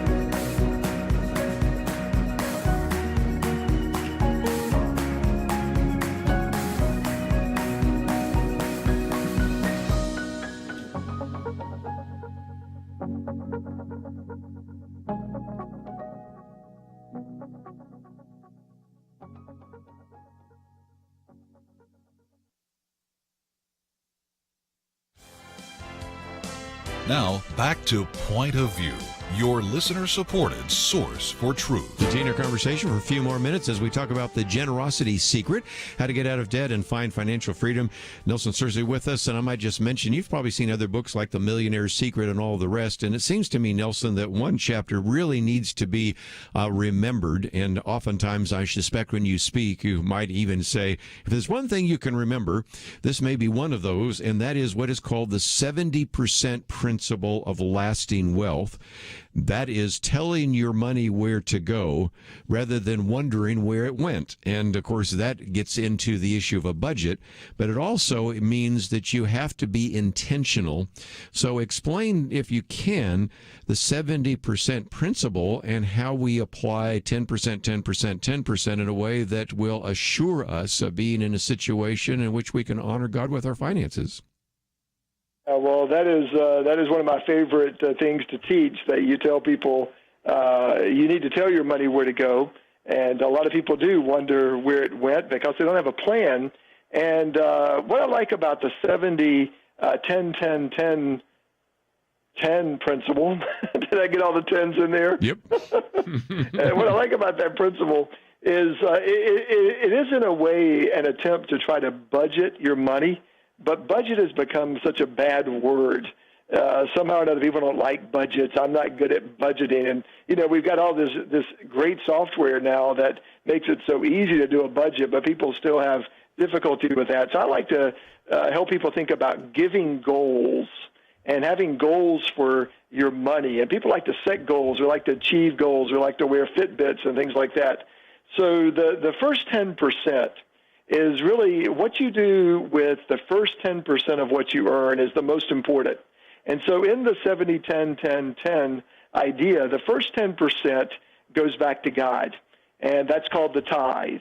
And you may have to start with a little bit less until you can get there, but eventually you get to 10%, and then, of course, eventually you can even go beyond 10% as the Lord blesses you into the tithes and offerings category. But just moving into the 10% zone, what that does is that puts you in the blessing zone. And this puts you in a position where you really now are experiencing God's blessing, the tangible and intangible favor of God in all the different areas of your life. And so once you give God that 10%, you now get his blessing on the other 90%. And I would far rather live with God's blessing on 90% of my income than to try to live just without God's blessing on 100% of my income. So the first 10% goes to God. And then the second 10%, it can go to one of two places depending on where you are on this financial journey. And that is, it can go to pay down your debt. And at the beginning, it may take more than 10%, or as you get closer to your goal, it may take less than 10% to pay down your debt. But you really want to pay down that debt. And one of the things you'll learn is once you get God's blessing on your finances, you can often pay down your debt far quicker than you thought. But if you are paying down your debt and it's less than 10% or you're debt-free, then that second 10% could go to savings. And I don't think there's anything at all unbiblical about savings and having 2 months of savings, 3 months of savings, eventually maybe building up to having 6 months of saving in some kind of nice income-generating type account if you can. And then the third 10%, that also can go to one of two places depending on your situation, but we'll just put it into the investment category, which is just a much more aggressive form of savings. And this could go to all kinds of different places, and I'm not an investment advisor. I know you've had plenty on your show, and you have connections with others out there that you may be able to recommend. But this is where you're really planning for the long term. And not only are you investing for your own retirement and perhaps for your own future adventures with God, depending on what he might call you to do, but it's also the beginning of your eternity portfolio of what you might leave behind for the church or for the kingdom or for nonprofits as well as your family. And then you live on that final 70%. That's what you learn to live on. And that may sound totally impossible. You say, I'm barely getting by living on 110% of my income. But what it does is it gives you something to work toward. And then once you get there, you'll begin to realize all of these blessings. And you say, I'm never going back to that old way of living. Since you're a pastor, I wanted to maybe have you talk for just a minute about giving, because in some respects you have whole sections here about the top 5 ways to invest your treasure. But even if people don't get the book, and I would hope that they would, they need to really focus some time and attention on 2 Corinthians chapter 8 and 9, because that talks about the need to model giving sacrificially. Certainly, of course, probably the most famous part of that is to give cheerfully, in which you've decided, not under pressure. And it does seem to me that ultimately the generosity secret is all about recognizing that God owns it all. We certainly need to be generous, and as we do so in a way that is maybe hard to explain from an accounting point of view, but certainly possible to explain from a biblical point of view, God blesses that other 90%, doesn't he? He does, and I'll tell you a great story about that, Kerby. I was speaking in a cross-cultural church, and I'm sure you've done this where you speak and then they translate, and you speak and they translate. And so I had finished my sermon, and this was just a great church that was really doing great things in the community. And I sat down, and after I sat down, the pastor said something in a language that I don't speak, and suddenly the congregation broke out into applause. And so I leaned over to my host, and I said, "What did he just say?" And he just said, "It's now time to give our tithes and offerings."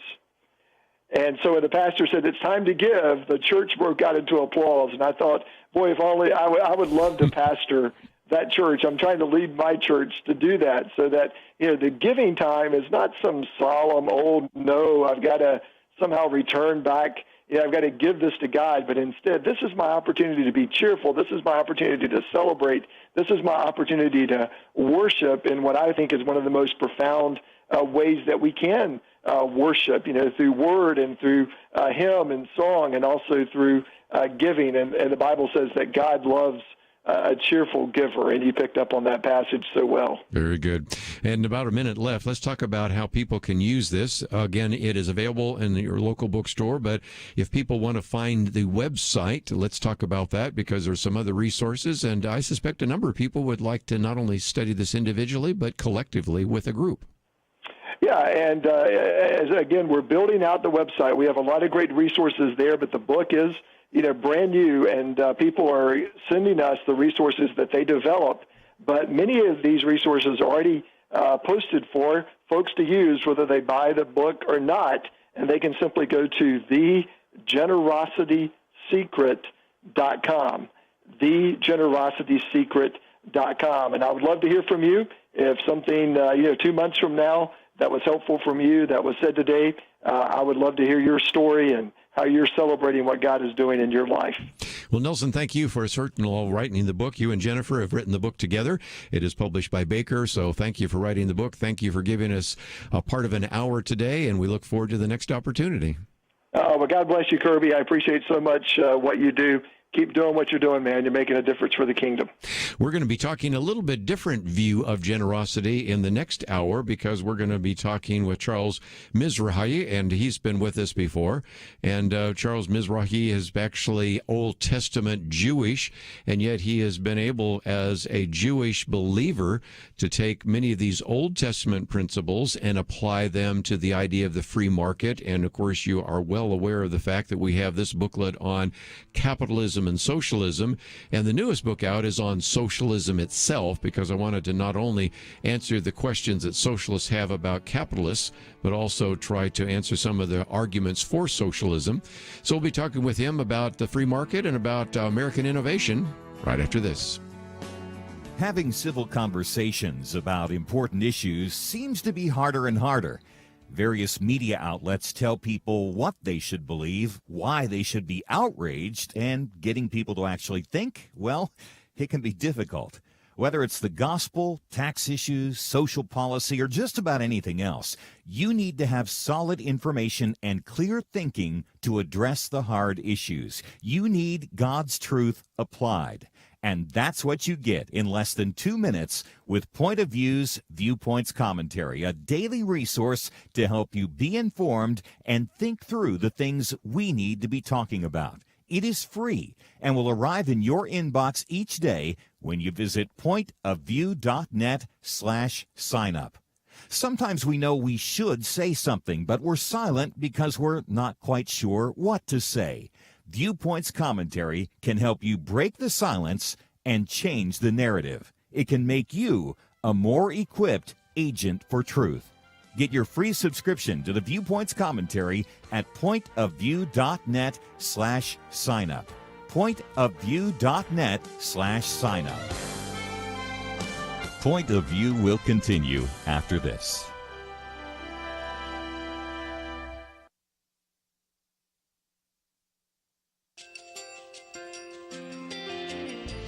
I just want to thank you so much for all the wonderful programming you have.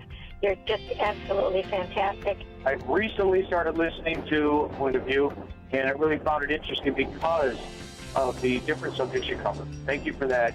I really appreciate everything that you do in keeping us informed. Thank you, Kerby, for everything that you have been doing. I appreciate all the work that you're doing, advocating for the Word of God. Thank you so much. Point of View, I think, is absolutely necessary because it's a Christian perspective, a biblical worldview perspective, and receive very current, up-to-date information about what is really going on, week to week in our culture, which is changing so rapidly, and yet it's morally sliding backwards. Yeah, first of all, I think y'all's program is wonderful, and enjoy it every day. I learn so much every time I listen to it. Point of View Radio Talk Show.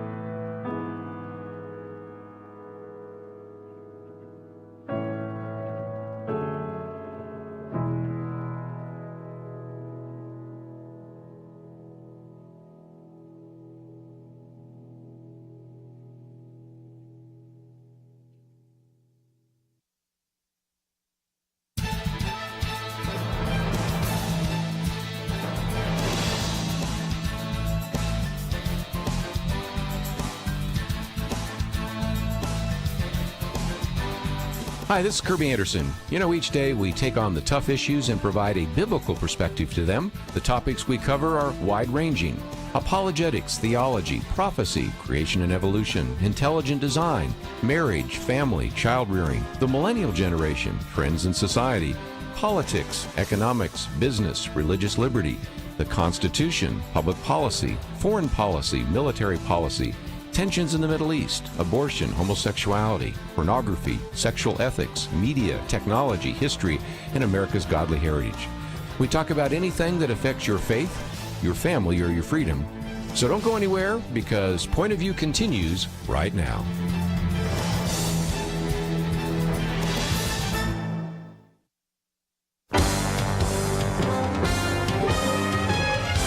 Across America, live.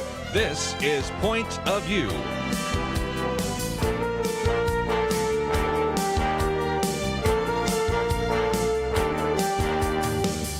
And now, Kerby Anderson. This hour we're going to spend some time talking about the free market, enterprise, and capitalism, socialism, American innovation, and a number of other things. And then we'll get back into some of the issues in the news. I've posted some information about maybe lessons to be learned from the 2 U.S. Senate races in Georgia, maybe some concerns that have surfaced as a result of the storming of the Capitol yesterday, maybe looking ahead to what this is going to mean in less than 2 weeks. So there is a lot that we can cover. But first of all, we wanted to bring back to the microphone Charles Mizrahi, who is an individual that has really been kind of a entrepreneur and has really begun to help us understand how to think about the free enterprise system, really from his Old Testament perspective. We had him on in September, and my September 18th commentary, which has the title Biblical Roots of Capitalism, actually pulls some material available, which we've also posted on our website, called Prosperity and Generosity, the Biblical Roots of Capitalism. So I wanted to kind of talk about that, talk about this idea of innovation and entrepreneurship and much, much more. He is an individual that really began his reputation on the trading floor of the New York Futures Exchange. It's an individual that has really been quite the investor over the years, and he's been featured in Wall Street Journal, Barron's, New York Times, so many different venues, and is an individual that also has taught investing at New York University School of Continuing Professional Studies. And Charles, welcome back to Point of View. Kerby, thank you so much for having me. One of the things I appreciate is that for many of us as Christians, we tend to look at both the Old and the New Testament, but I had not even picked out all sorts of Old Testament principles there. And, of course, one of the reasons you started writing about this idea of the biblical roots of capitalism, as illustrated by this booklet I'm holding up right now, Capitalism and Socialism, both you and I about the same time were saying, there's a lot of people being critical of the free enterprise system. So I wrote this book to really sort of answer some of the criticisms about capitalism. Our most recent book is this one called Socialism, where I just simply take on all the arguments for socialism and begin to give some answers to it, including sometimes the misguided idea that the Bible teaches socialism. And so in some respects, that's one of the reasons why you wrote that article and joined us back in August and September, isn't it? Yes, it is. And it's also, Kerby, I just want to let you know that because of that article and the amount of groundswell is really building up in terms of average Americans saying, I don't know why socialism is bad and capitalism is so much better. I started a podcast, the Charles Mizrahi Show, available anywhere podcasts are. And it's had really tremendous success. We launched it about 4 weeks ago, and already we had Governor Huckabee on, Dennis Prager, and Sean Spicer, and others, speaking about American optimism, American capitalism, and our system of government. I might just mention we have the link to your website so people can follow that, because they may want to watch and hear some of those interviews, won't they? Yeah, I hope they would. It's just search wherever wherever you go, podcast, iTunes, from Apple or Spotify. It's the Charles Mizrahi Show. And again, December 7th was one where you said, smile, America's still the greatest country on earth. And you can almost start an argument with that question, can't you? Because after certainly some of the things that transpired over the last 24 hours, a lot of people saying, what's wrong with America? But still, you're an investor and you have encouraged people to do investing. And even with all the flaws that people like to point out with this country, it's still the best place for people to raise a family, the best place for people to have a secure investment, isn't it? Yeah, and it transcends that, right? So even though we had what we had less than 24 hours ago, this time yesterday, I was watching as millions of Americans were, and my stomach was turning, and it was a gut punch. I was feeling extremely terrible about what I was seeing. This is the stuff you should see, and you're used to seeing in third world countries, not the U.S. Capitol. U.S. citizens climbing walls and walking through the Capitol building, seeing Congress in a lockdown, and our vice president whisked away for his own safety. Those are terrible things. We don't expect that in America, and that's not why we're the greatest country on earth. We're the greatest country that ever existed because we live by the rule of law. We have rights that are guaranteed by the Constitution and have always been a land of opportunity and freedom. You know, it's no accident, Kerby, that the U.S. GDP is the largest in the world, $22 trillion, yet we comprise only 5% of the world's population. So there's a reason for that. We have a system of taxation which is fair and equitable. We have a system of law. We have a constitution that guarantees our rights and protects them.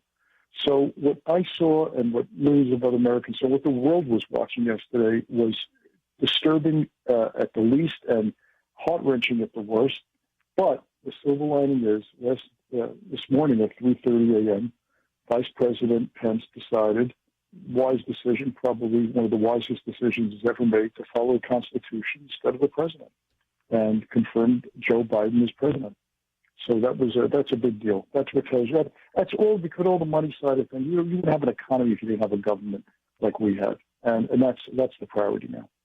Let's see if we can get into this idea of American innovation. I know that's something you wanted to talk about, and it does, I think, raise some questions, because if you have government sort of get out of the way, provide the rules of engagement and a means of redress if somebody has been engaged in some kind of graft or scandal or something of that nature, in most cases, a lot of the growth, almost all of the innovation has really come pretty much in the private sector, hasn't it?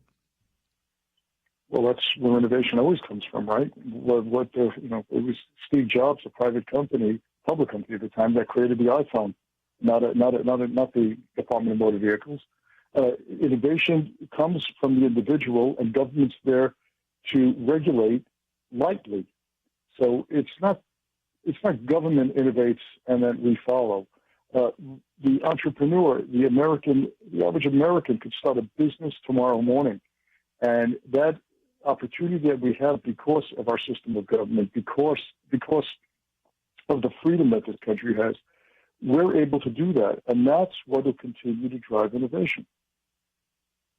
Well, let's see if we can take a break. But one of the reasons I raised that is that I think we're going to be starting to hear people say, well, I don't know, look at Operation Warp Speed and look what the government did. But again, that was because government, in some respects, encouraged, provide some funding, but it was the innovation at Pfizer and Moderna and AstraZeneca and those kinds of things. So, but anyway, we want to take a break, and when we come back, if you would like to join the conversation, certainly one of the issues that I think is going to surface this next year is certainly the whole idea that, we need to get government more involved, and that's kind of the socialist argument.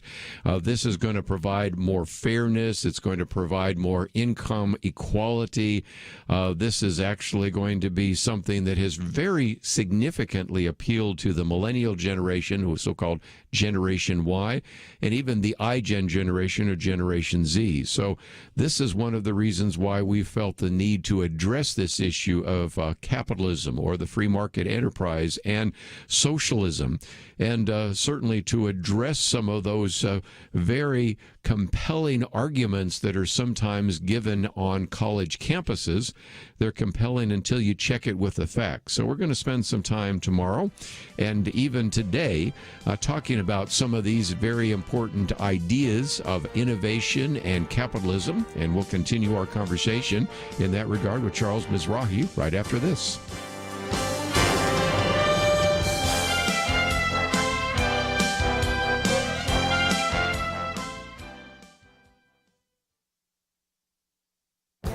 This is Viewpoints with Kerby Anderson. You know, as we're leaving the year 2020, many people were saying that they didn't want to see it again except in the rearview mirror. But the troubles of 2020 didn't stop on December 31st. They carried into this year. Reed Wilson provides us with a 2020 vision concerning the year 2020 and concluded that it is the worst year ever. The bad news obviously begins with the death of hundreds of thousands from the coronavirus, but there is so much more. Nearly half of Americans say they have lost income since March, when the Census Bureau began tracking the economic fallout of the pandemic. As I mentioned earlier this week in another commentary, the devastation fell especially hard on the poor and minorities. There are fewer jobs than there were 5 years ago. Nearly half of tourism-related jobs in Hawaii have vanished. In other states, hospitality sectors declined significantly. When we did an event recently in a hotel, a woman said she was in the department that had 17 people. She was now the only person. Almost 1 in 6 restaurants in the United States are closed, some permanently, others long-term. Almost 8 million Americans have fallen into poverty since March. Up until that time, the country had decreasing percentages of people falling into poverty, and poverty has risen every month since June. Nearly a quarter of households that rent have not paid any rent this month. Moratoriums on evictions have kept millions of Americans in their homes, but these moratoriums cannot last forever. One statistic that I have cited recently comes from San Francisco. More people have died of drug overdoses than have died of the coronavirus, and the mental health of millions of Americans is worse than it has been in modern times. It turns out that 2020 was the worst year we could imagine, but those social and economic problems are now flowing into 2021. I'm Kerby Anderson, and that's my point of view. Go deeper on topics like you just heard by visiting pointofview.net. That's pointofview.net.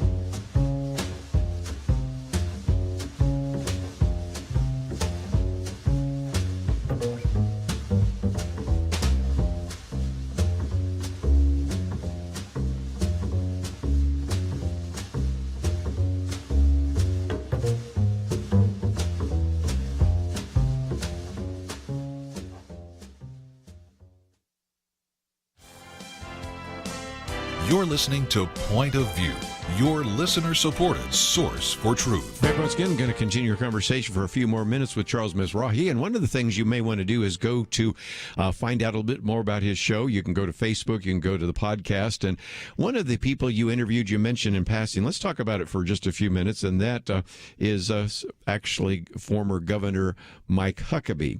Now, he told you on that program something we've known for some time, because he actually used to listen to this program even when he was in seminary, but he is the first male in his family lineage to have graduated from high school, not graduated from college, first one to have graduated from high school there in Arkansas.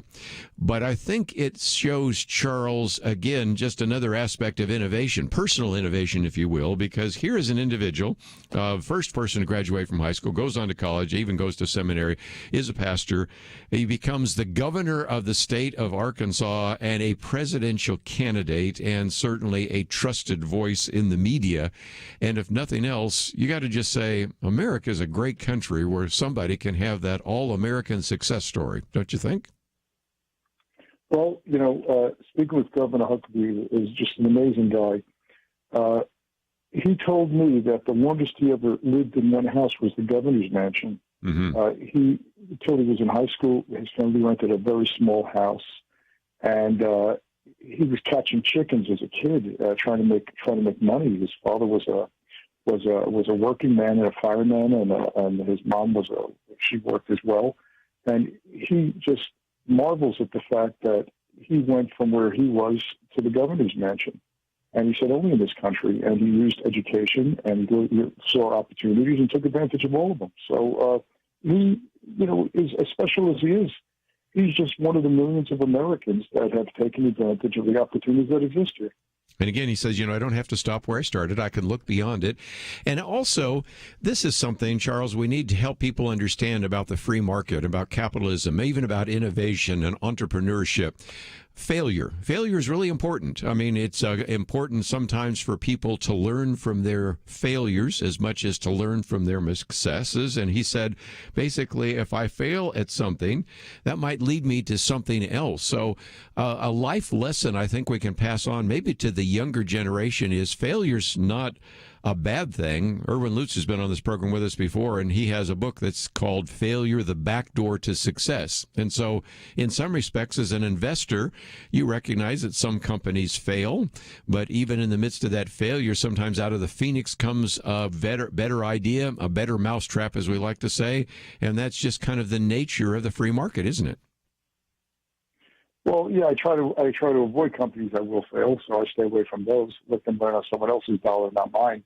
But companies and entrepreneurs are constantly learning. Who is so bold to say that they never fail? That's baloney. Anyone tells you that, they're lying. You just constantly innovate. You constantly find ways that don't work, and eventually you find a way that does.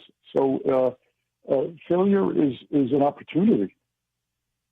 Let's say we can also talk about the importance of values, because another interview you just mentioned a few minutes ago, was Dennis Prager. And, of course, he has been writing about the book of Genesis. Now he's doing Exodus. He's talking about the 10 Commandments. And in some respects, what we are talking about is a free market that also is based upon some sense of right and wrong. If you have corruption, as we do in some of those third world countries you were referring to, then you don't have the ability to have a functioning and effective free market system. So what are some other things you learned about in your conversation with Dennis Prager? Well, I've been following Dennis for close to 40 years, so there wasn't much I learned in that conversation, but it's always an honor and a privilege to speak with him. He takes complex topics, brings up ideas that you don't really think much about, and he has a succinct way of putting them in such a one or two pithy lines that just stick with you. And the key thing is not so much the values. It's that America is the only country on earth that was founded on Judeo-Christian values. So there were Christian countries, there were Muslim countries, there were Hindu countries. There's only one country founded on Judeo-Christian values. And that's a key thing. That's a key point. Because there is a sense of caring. There's a sense of taking care of the underprivileged. Americans have always been a giving people. We've always prided ourselves in freedom. And, just think about Tiananmen Square, close to 30-some odd years ago. They built a replica of the Empire, the Statue of Liberty. Yes. In Hong Kong, just recently, they were calling for America to help them. Why is that? Why do countries throughout the world, their people, when they're subjugated, they're calling out to us for help? Because we're a beacon of hope and freedom to the world. Where would we be? Where would this world be if in World War II we didn't step up to the plate? Where would we be? Where would this humanity be? It would be subjugated under fascism. And what people should really take pride in is that when you see that flag, no matter where you are on the face of this earth, you know what it represents. It represents freedom. It represents opportunity. It represents a country which is based on Judeo-Christian values that give dignity to the individual, that protects their rights, and allows each and every person to express themselves the way they want to. There is not one other country on earth that you can say what I just said about. So true. And again, Michael Novak put it this way, it's kind of like a triad. You have the political system, which is based on a constitutional republic. You have the economic system, which is based upon free enterprise. And then you had a moral system based upon Judeo-Christian foundation. But just before we let you go, let's, if we can, talk about what you see as the future. You're a trend watcher. You're an investor. You've certainly handled the investments of other individuals. And in 2 weeks, we will have a new administration. And what do you see in the future? And what are you talking about right now in terms of the possible changes that you see on the horizon? Well, I don't really try to predict because it just makes me look foolish. So I try to keep to the big picture, which the big picture is government workers, the elected officials are temporary workers.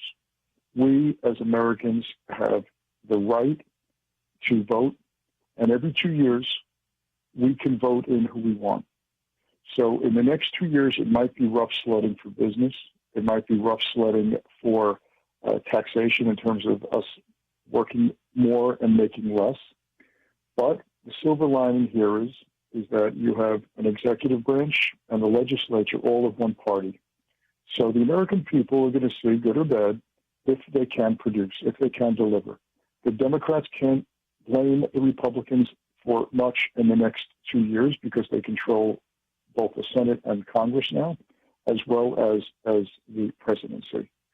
So the silver lining here is in 2 years, we'll have a better fix on where things are going. Now, in terms of investing in business, as long as our system is in place, which thank God it is, as long as regulation doesn't become too onerous and interest rates don't rise and unemployment increases, things of that nature, great companies are going to continue to do great. Yes. So it's if you take the long-term game, no one has ever become rich betting against the United States, and I don't think it's going to stop now. I might just mention, you have some articles on the number one stock strategy for this year. This election season will go down in history. But most importantly, I want people to know about the Charles Mizrahi Show, and we have links to that on the website. We have a link to your website, and if nothing else, it's a great opportunity to interview some of these heroes of yours. And so if people want to follow out a little bit more, we have a link on our website. And as always, we thank you for joining us today here on Point of View. Great. Thanks for having me today, Kerby. Let me mention one more time this very good article that he wrote back in August. It's called Prosperity and Generosity, The Biblical Roots of Capitalism. Of course, I did a commentary on it in September. It's about 4 pages, and if nothing else, I really love this because, again, we tend to look at things from a Christian point of view, but we certainly appreciate people like Dennis Prager and Charles Mizrahi, and he takes you through a lot of verses in the Old Testament, Deuteronomy 8, Ezekiel, Deuteronomy 15, to mention just a few off the top of my head, and even then a little bit of history that helps us understand that the free market is really going to be a battleground for us in the future for no other reason than the fact that if you look at some of the statistics and some of the surveys, the sad reality is that the younger the generation, the more likely they are to think that socialism is better than capitalism. So that's a battle that we will certainly be engaged in this year, an intellectual battle to really begin to provide answers to some of those questions. Come back from the break, though. Let's, if we can, first of all, talk a little bit about what about those two Senate races in Georgia. Michael Barone has a piece that we've posted. I also want to quote from Newt Gingrich, who, of course, grew up in Georgia. Then what about the conflict and the storming of the Capitol and what that might mean for the future? So we have a lot to cover, and we will do so right after this.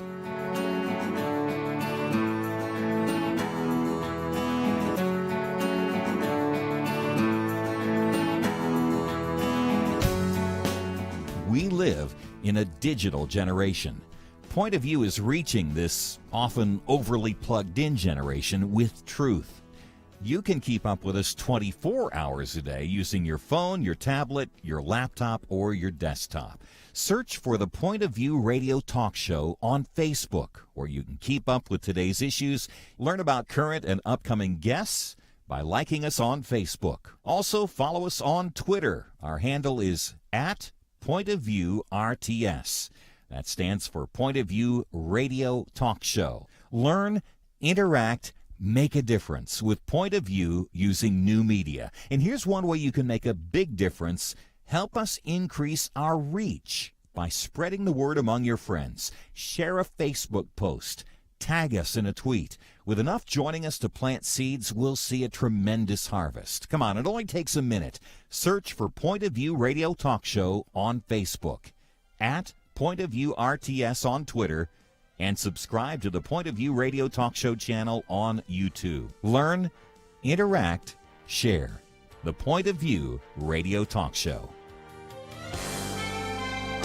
Point of View will continue after this.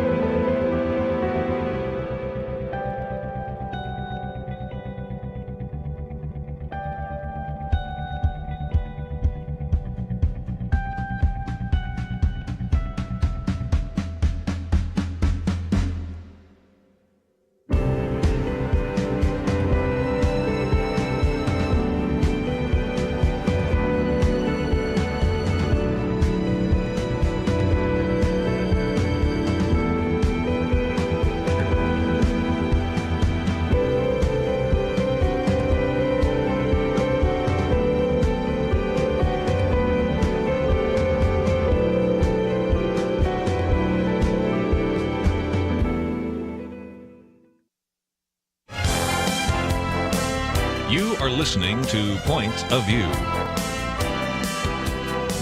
The opinions expressed on Point of View do not necessarily reflect the views of the management or staff of this station. And now, here again is Kerby Anderson. Final half hour, if you'd like to join the conversation, let's open up the phones, give some of you a chance to join the conversation. Especially love to hear from a few of you in Georgia, because before we get too far down the road, we're going to forget anything that we could maybe learn from the two U.S. Senate elections and the runoff elections in the state of Georgia.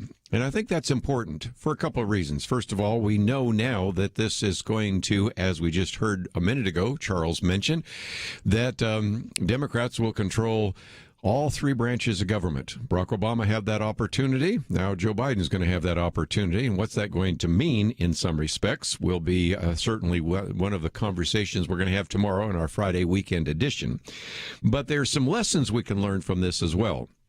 Some of you in the future may want to run for office. Maybe you work on a campaign.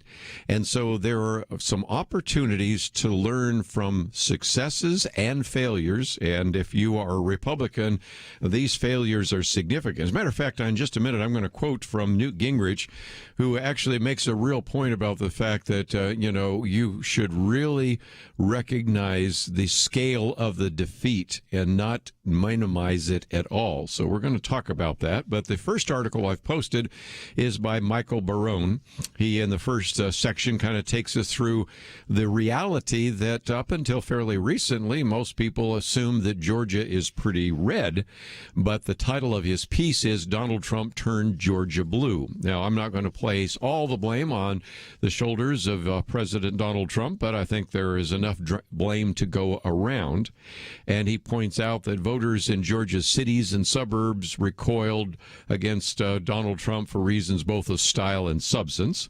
He lost to Biden according to the official results, which, again, a lot of people are challenging, but I'll leave it there at 49.5% to 49.3%.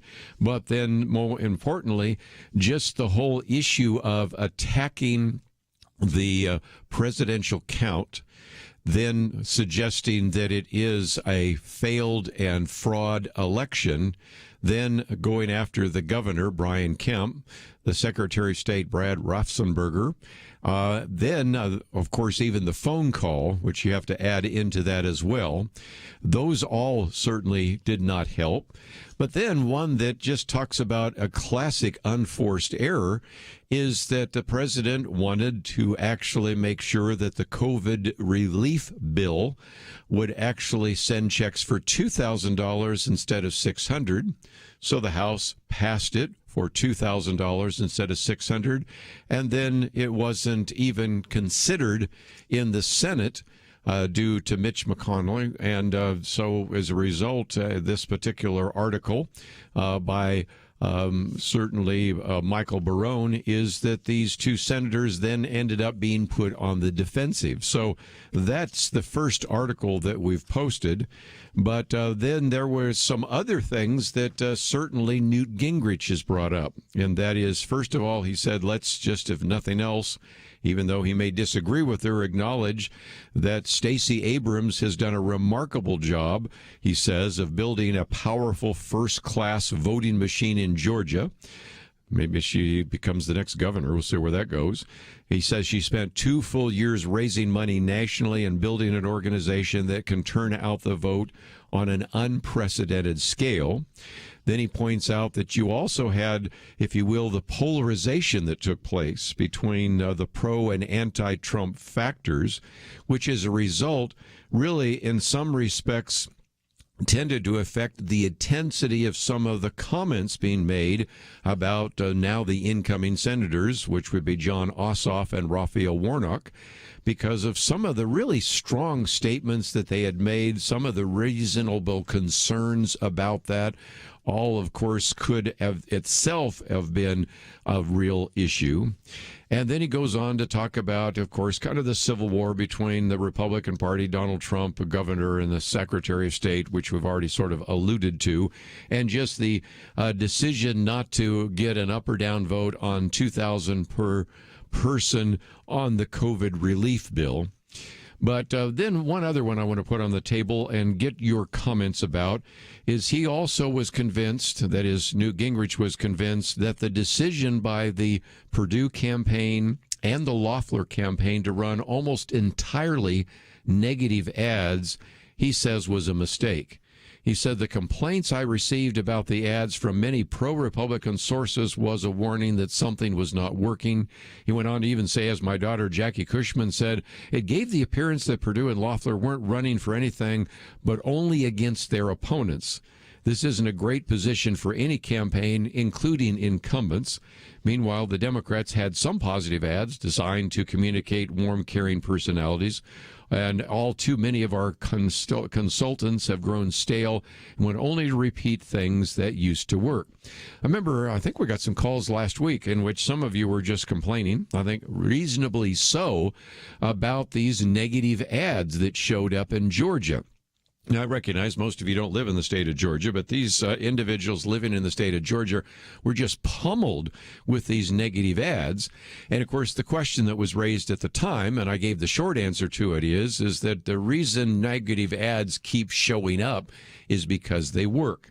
And if you don't like negative ads, then don't let them influence you. Just turn a blind eye to them. But the negative ads aren't really there to get you to vote for a candidate. They're really there to get you not vote for your opponent.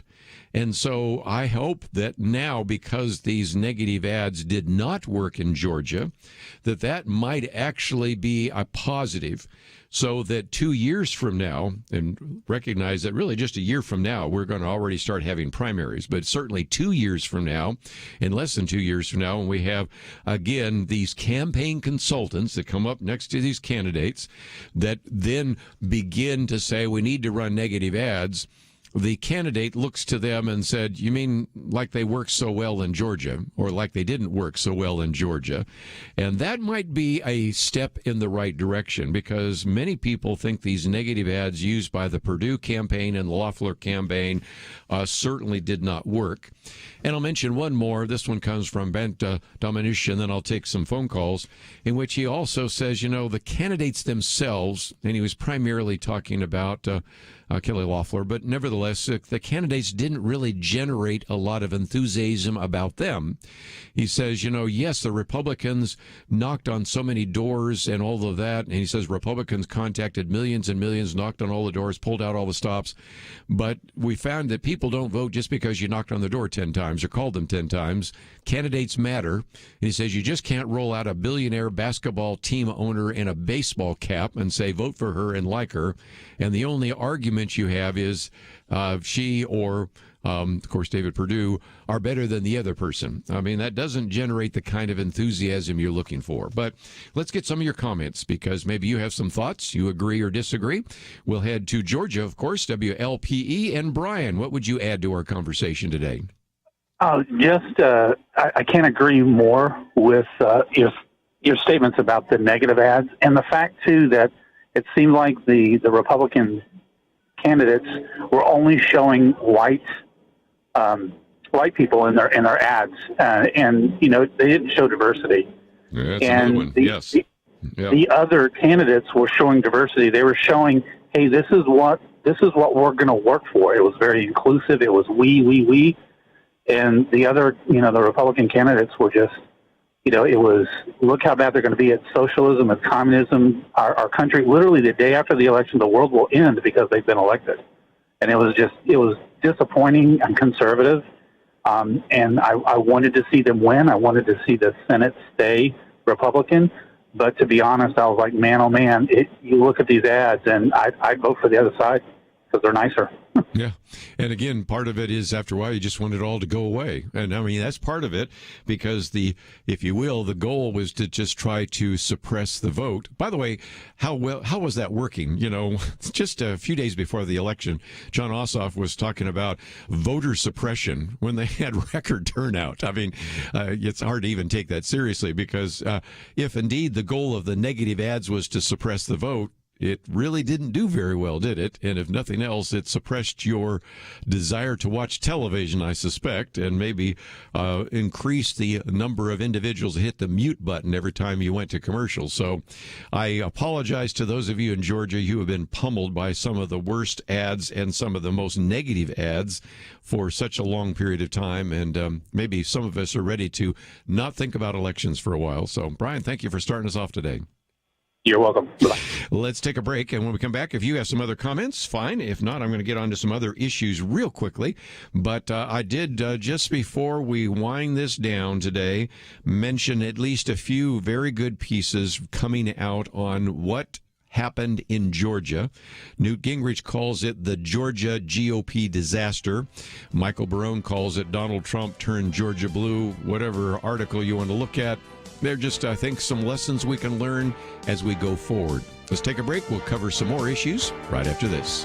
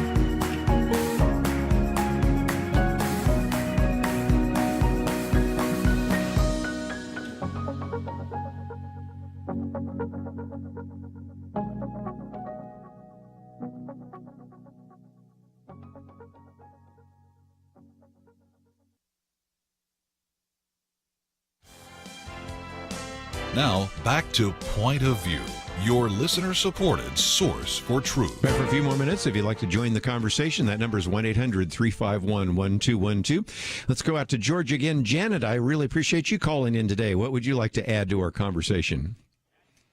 Well, I want to add that I think that our governor, who I voted for, made a big mistake when President Trump asked him to put Doug Collins in to replace Johnny Isaacson, and he put Kelly Loeffler in. Mm-hmm. I believe if he would have done what Donald Trump asked and put Doug Collins in, that we wouldn't have had to have a runoff.